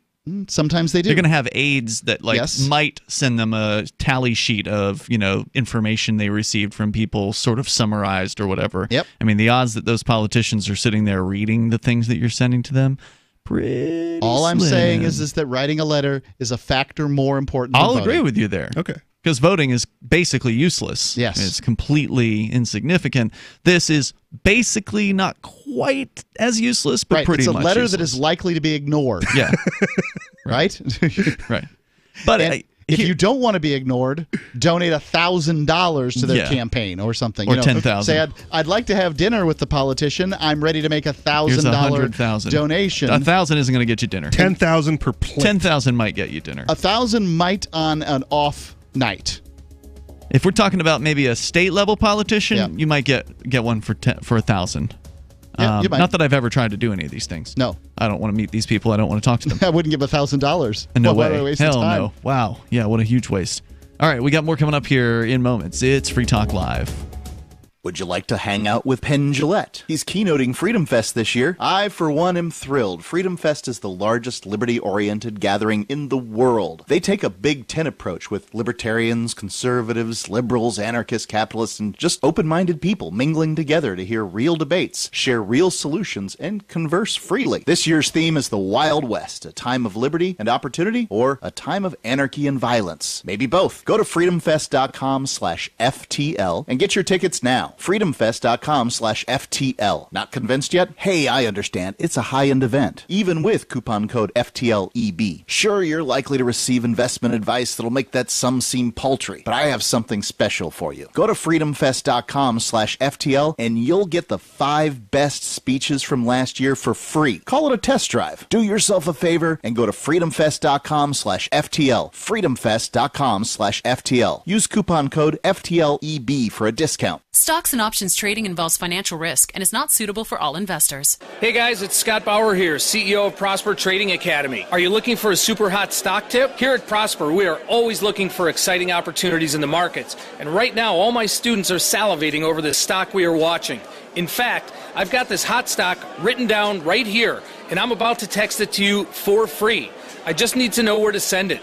Simply text HOT to 48542, and I'll text it to you instantly. How do I know this stock is so hot? Well, I'm a former CBOE market maker for Amazon Options, former vice president of Goldman Sachs, and I have over 25 years of professional trading experience. I'm telling you, this stock is hot. But be warned, the stock may move soon, so you need to claim it before it does. Text HOT to 48542, and I'll text you this hot stock instantly. Text HOT to 48542, and I'll text you this hot stock instantly. Message and data rates may apply. Is spreading the message of liberty, cryptocurrency, and peace around the globe worth $2 per month to you? As you may already know, in addition to our internet feed, LRN.FM broadcasts on free-to-air satellite across North and Central America, as well as Sub-Saharan Africa. And we've been available on satellite for free 24/7 since 2010. The LRN.FM free-to-air satellite signal is reaching some of the most oppressive regimes in the world, and there's no doubt our ideas are making an impact. You can learn more about the channel's impact by watching the 3-minute video at fund.lrn.fm. If you'd like to help free minds globally with our ideas of liberty, cryptocurrency, and peace, you can donate as little as $2 per month via fund.lrn.fm. You can help us continue and expand our satellite broadcast to multiple continents. Visit fund.lrn.fm today, and thank you for your help. Don't forget to share the link on social media. That's fund.lrn.fm. If you want to know the latest about Free Talk Live before we go on the air, all you need to decide is how you want it delivered. It's your choice. Visit news.freetalklive.com. You can get emailed announcements and participate in contests via our email updates list. Plus, we have a Twitter account that you can follow and a Facebook page where you can become a fan. So visit news.freetalklive.com to get news about Free Talk Live as soon as it's announced and the way you want it delivered at news.freetalklive.com. That's news.freetalklive.com. Looking for a great real estate investment? Consider New Hampshire, which is ground zero for the Liberty Movement. Your first call should be to Mark Worden from Porcupine Real Estate. He's more than just a real estate agent. He's your New Hampshire concierge. Where are the best places to live? Do you want farm, city, the burbs, or forest? Do you want a duplex or multifamily building so that renters pay your mortgage? There are homes in all price ranges in New Hampshire, and Mark can help with financing too. Invest in liberty and property. Mark Worden can help. PorcupineRealEstate.com. What's up next? Visit the Liberty Radio Network program guide to find out at shows.lrn.fm. That's shows.lrn.fm.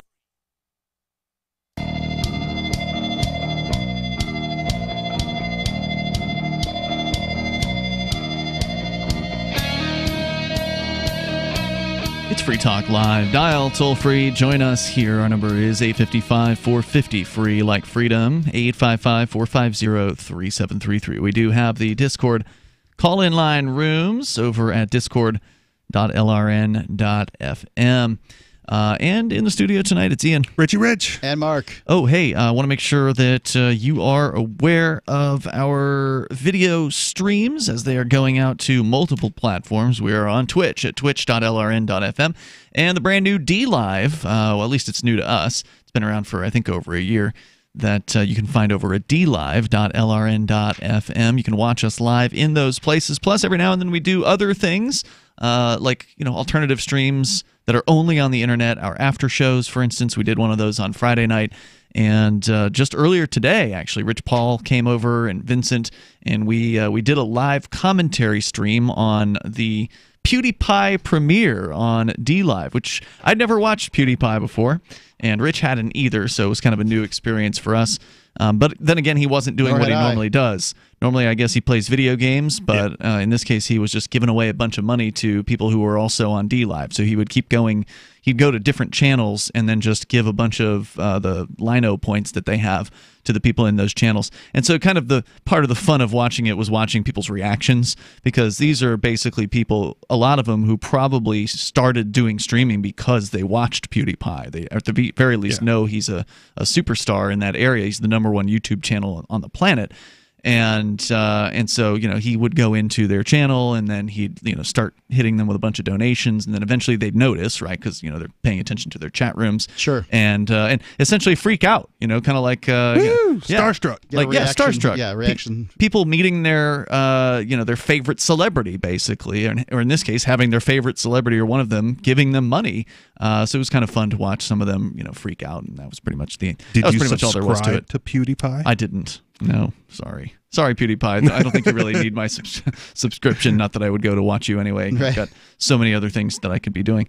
So if you want to follow us on those platforms, we would appreciate it over at dlive.lrn.fm and at twitch.lrn.fm. Let's talk about shampoo bottles. Oh, my Richie. goodness. I'm ready. This is happening, of course, in California. The great state of California. They're going to save the world from one little shampoo bottle at a time. They're going to save us from convenience. What are they going to put the shampoo in if not small bottles? What do they got? We had a discussion at dinner, and we're not going to talk about it here. From KPIX in San Jose, California is moving towards banning those little bottles of shampoo you get in hotel rooms. In California alone, hotels use hundreds of millions of single-use plastic bottles every year. Hundreds of millions. Hundreds of millions. Wow, I'm surprised it's that many. In California alone, they said? Yep. Okay. In California alone. There's a lot of hotels in California. I mean, it's a big place. And you got to think you get a new one of those like every night. Every day. Every hotel room, every night, aside from whatever the occupancy happens to be. Said Assembly member Ash Kalra of San Jose. Kalra is co-authoring a bill that would ban the tiny plastic bottles at almost 10,000 hotels statewide. So there's your number of hotels to so multiply 10,000 times however many the average hotel room has, times the number of days, times, however many of them are full on average, at 60% occupancy or we just whatever. need a waxed paper container for these things. We can get those bottles out of the waste stream, but also cut the production of them, which is also harmful to the environment, he said. Last year, Santa Cruz County became the first jurisdiction in California to ban the small bottles. It's too bad. It's so pretty there. So already one little county in California. We haven't been in a long time. It was nice. We did go to KSCO out in Santa Cruz years ago. Yeah, I love Santa Cruz. Broadcast from there. It was really pretty. My wife likes Anaheim because she's a big Disney fanatic. Yeah, okay. This is a significant step forward to make sure that these bottles do not get into the bay, said Santa Cruz County Supervisor Zach Friend. Carla's bill, AB 1162, is working its way through committees in Sacramento. If it passes on the assembly floor later this year, the ban would not take effect for at least 3 years. Do they say what the proposal is for giving people shampoo? Because you cannot take anything above 3 ounces on a plane, right? Or is it just in the carry-on luggage? Just in the carry-on. Okay, Carry-on, yeah. So I guess you could put a big bottle of shampoo in your checked bag on a plane. Yeah. But if you don't have a checked bag, well, you can't bring anything that's above 3 ounces, which is one of the small bottles. They're not going to stop people from buying little bottles at Walmart. Yeah. Just little bottles. Right, but that's the thing. You then have to go to Walmart when you get, instead of just going to the hotel and, getting the going to sleep, or a vending machine in the hotel that dispenses little tiny bottles of shampoo for a nominal fee. You think they could get around it by selling the bottles as opposed to giving them away to the guests? Either that, or it would be they would have a contract with the vending machine operator that would then operate within the hotel, because it wouldn't be the hotel providing the shampoo. It would be. There's going to be a work. I see what you're saying. There's going to be some sort of the way you think. Loopholes. That's how it always goes, right? Or will they just give you a larger bottle and stop changing it out every day? Because that's would be kind gross, of annoying, right? Because what if you're only there for a night? They have this, now they got a 5 to 10 ounce bottle of shampoo. True, that's wasteful. That they then have to waste because a new guest isn't going to use that same bottle of shampoo that you had. Right. Well, that's even worse. They could always fill them up behind the scenes. That is kind of what we talked about at dinner. Just don't tell anybody. Oh, God. It's such a mess. Like, you're going to save the world with this. Right. See, what people are under the impression that the Pacific Garbage Patch, are you familiar with this, Ian? Yes, I've heard about it. Yeah. So there's a bunch of plastic floating in the Pacific Ocean. They're under the impression that the United States is creating this. It's Asia. Ladies and gentlemen, it is not us. I would guess that the percentage of American plastic that is floating around the Pacific Ocean is in the single digits. Now, have they analyzed the plastic and seen labels to where they know where it's coming from? Mm-hmm. All you have to do is watch the videos of the the South Pacific Islands, where they just take dump trucks up to the side of the water and dump everything in. There was a recent chart online that kind of showed by geographic area where the vast majority of the garbage in the ocean is coming from. And it's not the United States. It's not the United States. And it's like Southeast Asia or something like that? Asia in general, yeah. Like China, India, and then all the little coastal Asian countries. And that's where it comes from. And we're getting all this stuff, right? Like, you go to Starbucks in California, you get a paper straw sold in a plastic bag cup with the carrier that they put it in is cardboard, but the bag they put the carrier in is plastic. Right? None of this makes any sense. This is insanity created by politicians. It's feel good stuff. I hate paper straws. By the way, it's symbolic. Right, paper straws really aren't great. They don't last very long, and then they start to tear and rip in your drink, and that's no fun. If you want your drink for the whole day, and some people do. Yeah. They buy a big drink in the morning, and they want that drink for the whole day. And I've refilled my cup and drank from the same straw throughout the day as well. Right. So if you want that drink for the whole day, a paper straw is just going to slowly deteriorate throughout the first 2 hours, and then you don't have anything. It doesn't last very long at all. Let's go to Vernon. He's in New Orleans. Vernon, you're on Free Talk Live. Hello. So on the private industry side, there's an interesting article that the Wall Street Journal had a few months ago about how private hotels like Marriott and other hotel chains are actually looking at getting rid of these plastic bottles because of the cost that it puts on them, and they're suggesting that they put large bottles of shampoo and conditioner in the shower versus having those.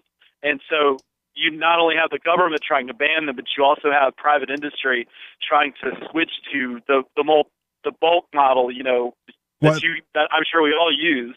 Well, wait, so the proposal from the industry people is to leave a large bottle in the bathroom? But they're doing it for cost-effective reasons. They're saying you're right. It'll be shared by over and over and over. So one guest will use the bottle, then another one, and it'll be the same. Until some bottle. guest puts something in the bottle that isn't supposed to be there. Well, they do it at a lot of other hotels, especially the 5-star places. Do they really?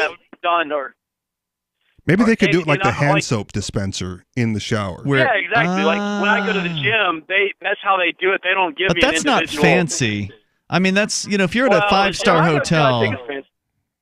If you're at a 5-star hotel, you don't expect to share. I mean, I don't have a problem with it, but the frou-frou people who would go to a 5-star hotel for the most part are not expecting to have a shared bottle or like a dispenser that just doesn't look fancy. It looks like you're in a prison shower. Yeah. Or a gym shower. Well, Google Wall Street Journal bottles of shampoo. I can't. Wall Street Journal blocks the hell out of their site. I think the next thing we need is every hotel room needs like a used loofah hanging right there in the. You mean the poof? The poof? No, the long thing. What is that? I don't know. You can scrub yourself with it and stuff. Like for your back? Right. You can scrub yourself with it. And the next guy can scrub himself with it. See you tomorrow. FreeTalkLive.com. Despite being objectively awful people, newly engaged couple Ross Bird and Jessica Black want their upcoming wedding to really reflect their personalities. We're pulling out all the stops to have the kind of wedding that just screams us. Yeah. We're going to have a bluegrass band playing 80s pop songs. Because Ross loves bluegrass, but I love 80s music. And then at the end of the ceremony, this is great, we're going to pass out sparklers to all the guests. Sources claim that a bunch of candles in mason jars and an Instagram photo booth will truly capture the essence of the insufferable pair. We didn't want some big, stuffy ceremony. It should feel more like a fun dance party for our friends. Because the night's about us, yes, but I mean, it's also, about the people who make us, us. Yeah, exactly. Yeah. And those people love us exactly for our uniqueness. Sources hoped with every fiber of their being that these two would be divorced within a year. This is the Onion News Network.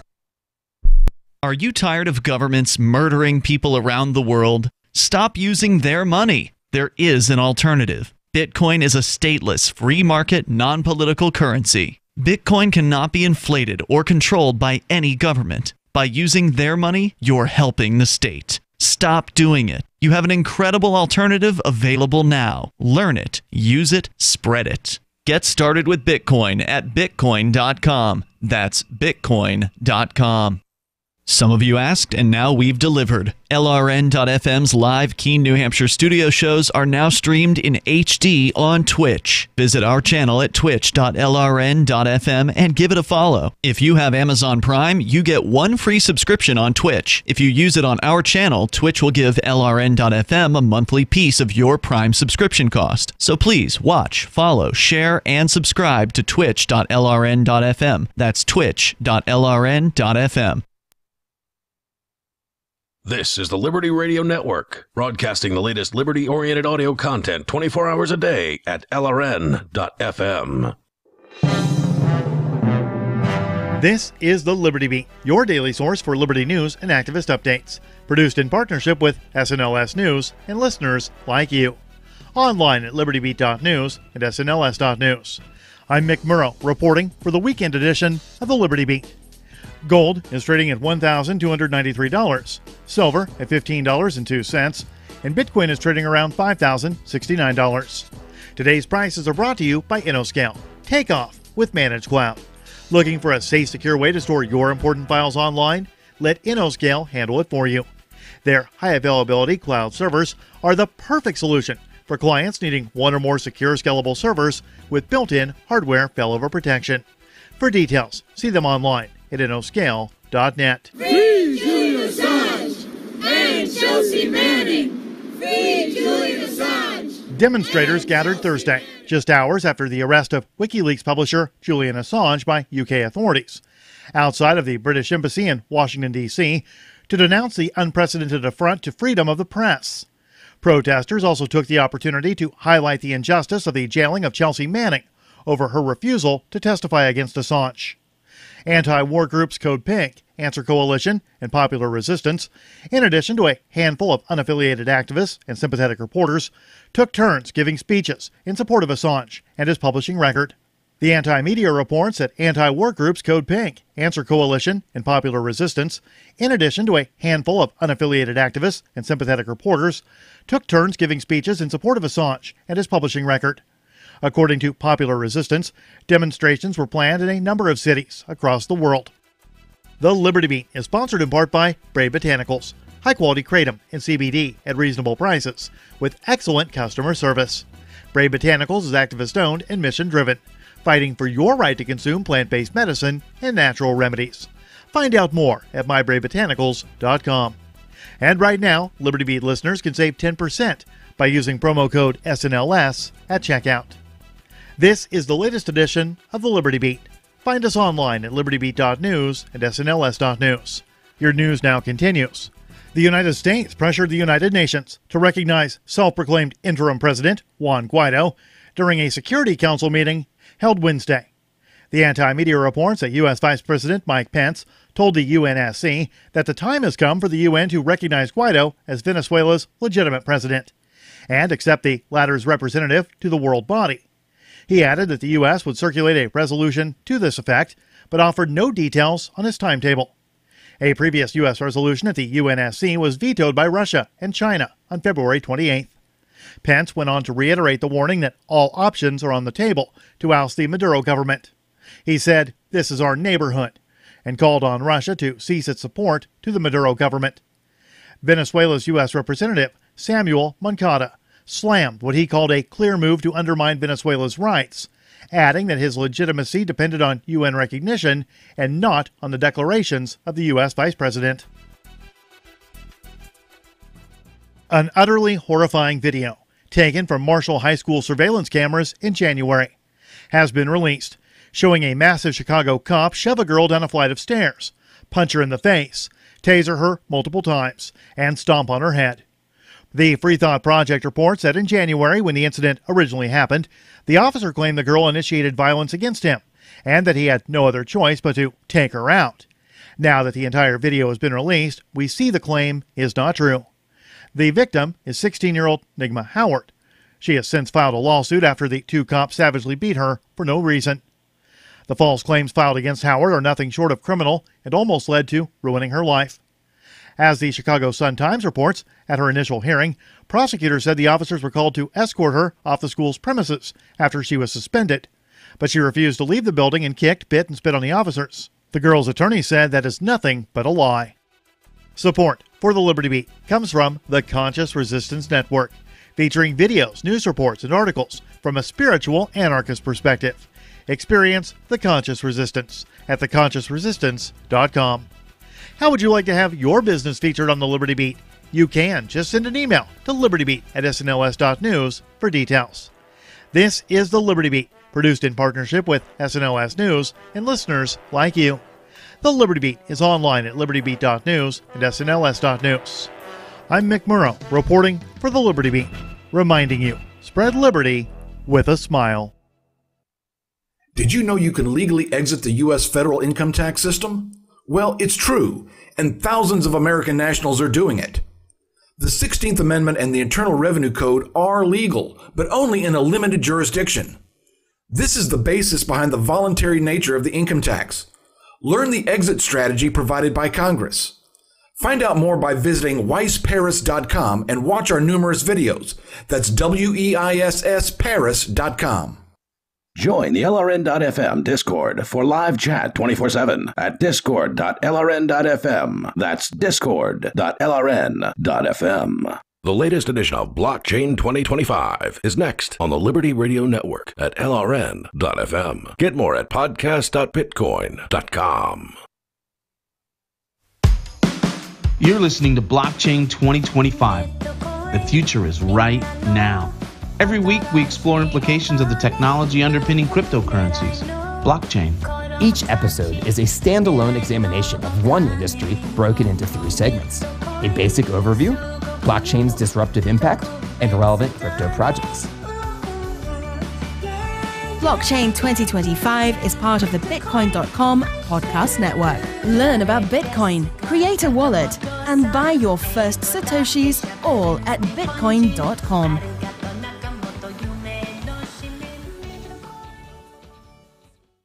Hello. Welcome to Blockchain 2025. This is your co-host, Matt Aaron. And I'm Blake Moore. Welcome to the show, everyone. Yeah, and we're going to be taking a little bit of a hiatus from Blockchain 2025. I'm going to be focusing on Humans of Bitcoin. Blake's going to continue with the store and some of the amazing projects that he's working on.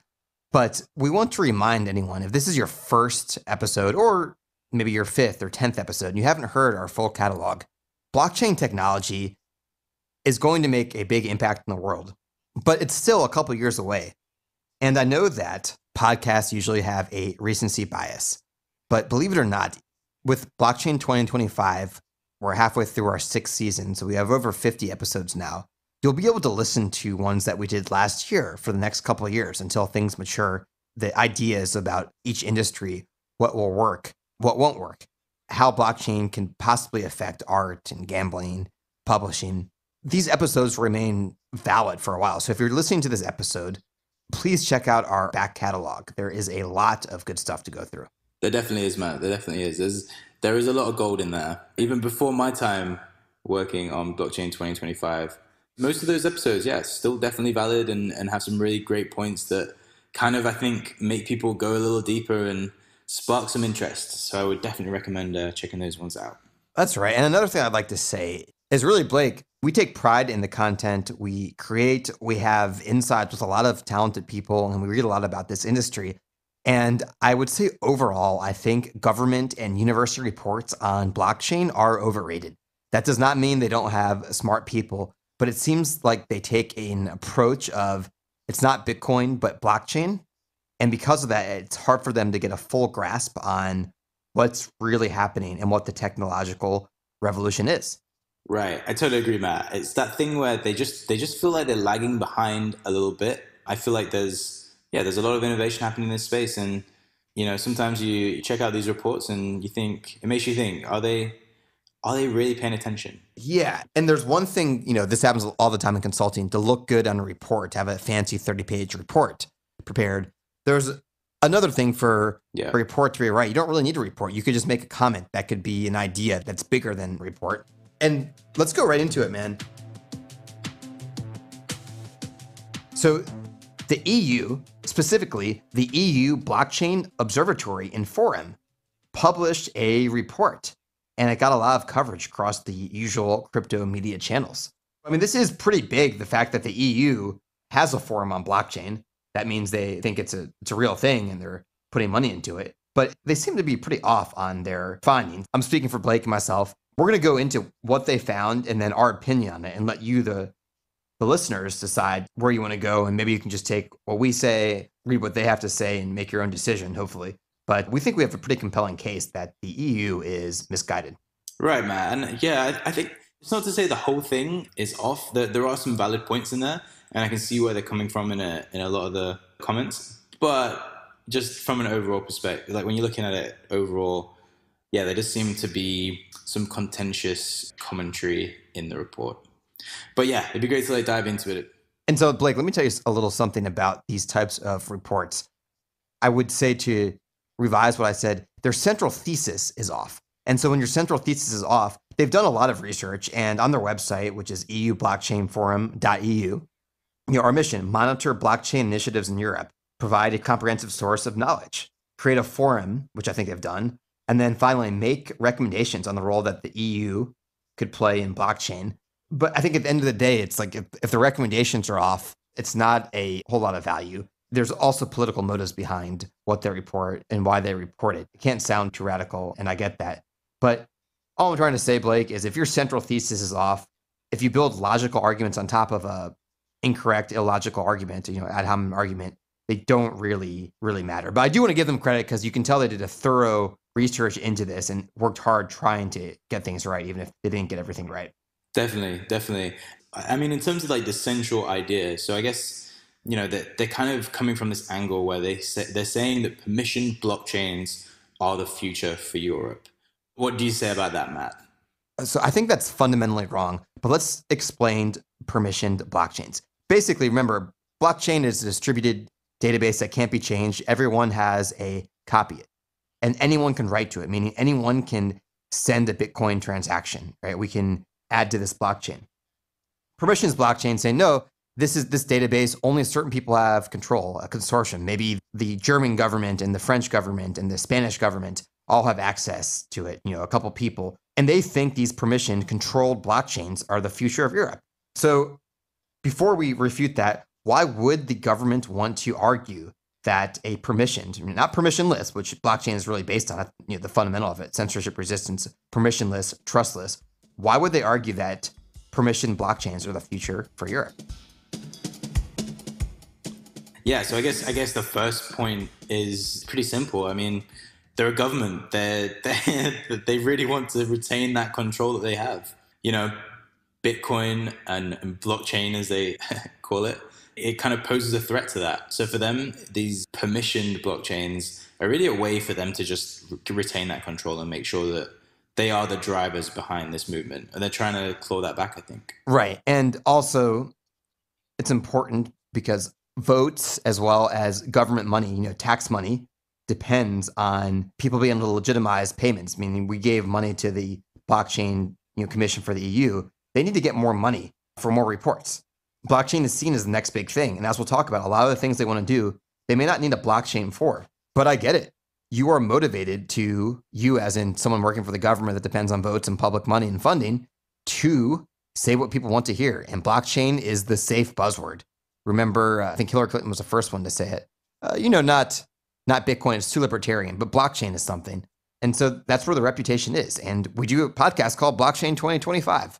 We hype it up, but we're all about the public blockchain, which is a permissionless blockchain. Right. And so to sum it up, they want to be cutting edge, but maintain control. So for their motives, that is the best argument.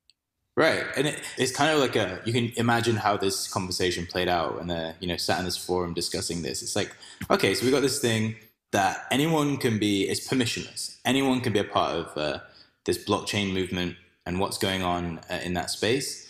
But, why don't we just literally just say that you have to have our permission to actually be a part of this. And then all of a sudden we retain the control. It's an easy fix. It makes a lot of sense. Like you said, when you're looking for votes, you're looking for funding, you're in a government entity, this is how you keep your job. It's not really innovation, but they're calling it that. It might be an innovation on their current situation, but in the broader scheme of things, it doesn't really seem that innovative to me. Right. They want to use blockchains to have better record keeping. I think that's fair that in some cases, blockchain, remember, we're going to talk about distributed databases in this podcast, and we'll talk about the difference between the two. But having some type of distributed, we'll say consortium, just a couple groups having access is better than just one group with access. And if it's a permanent record that can't be edited, although they do talk about having the ability to have rollbacks, they could have better record keeping, but that's not a revolution. Remember, open source, and we'll get into this is maybe the first key point that they got wrong. The internet was open source. The intranet was permissioned.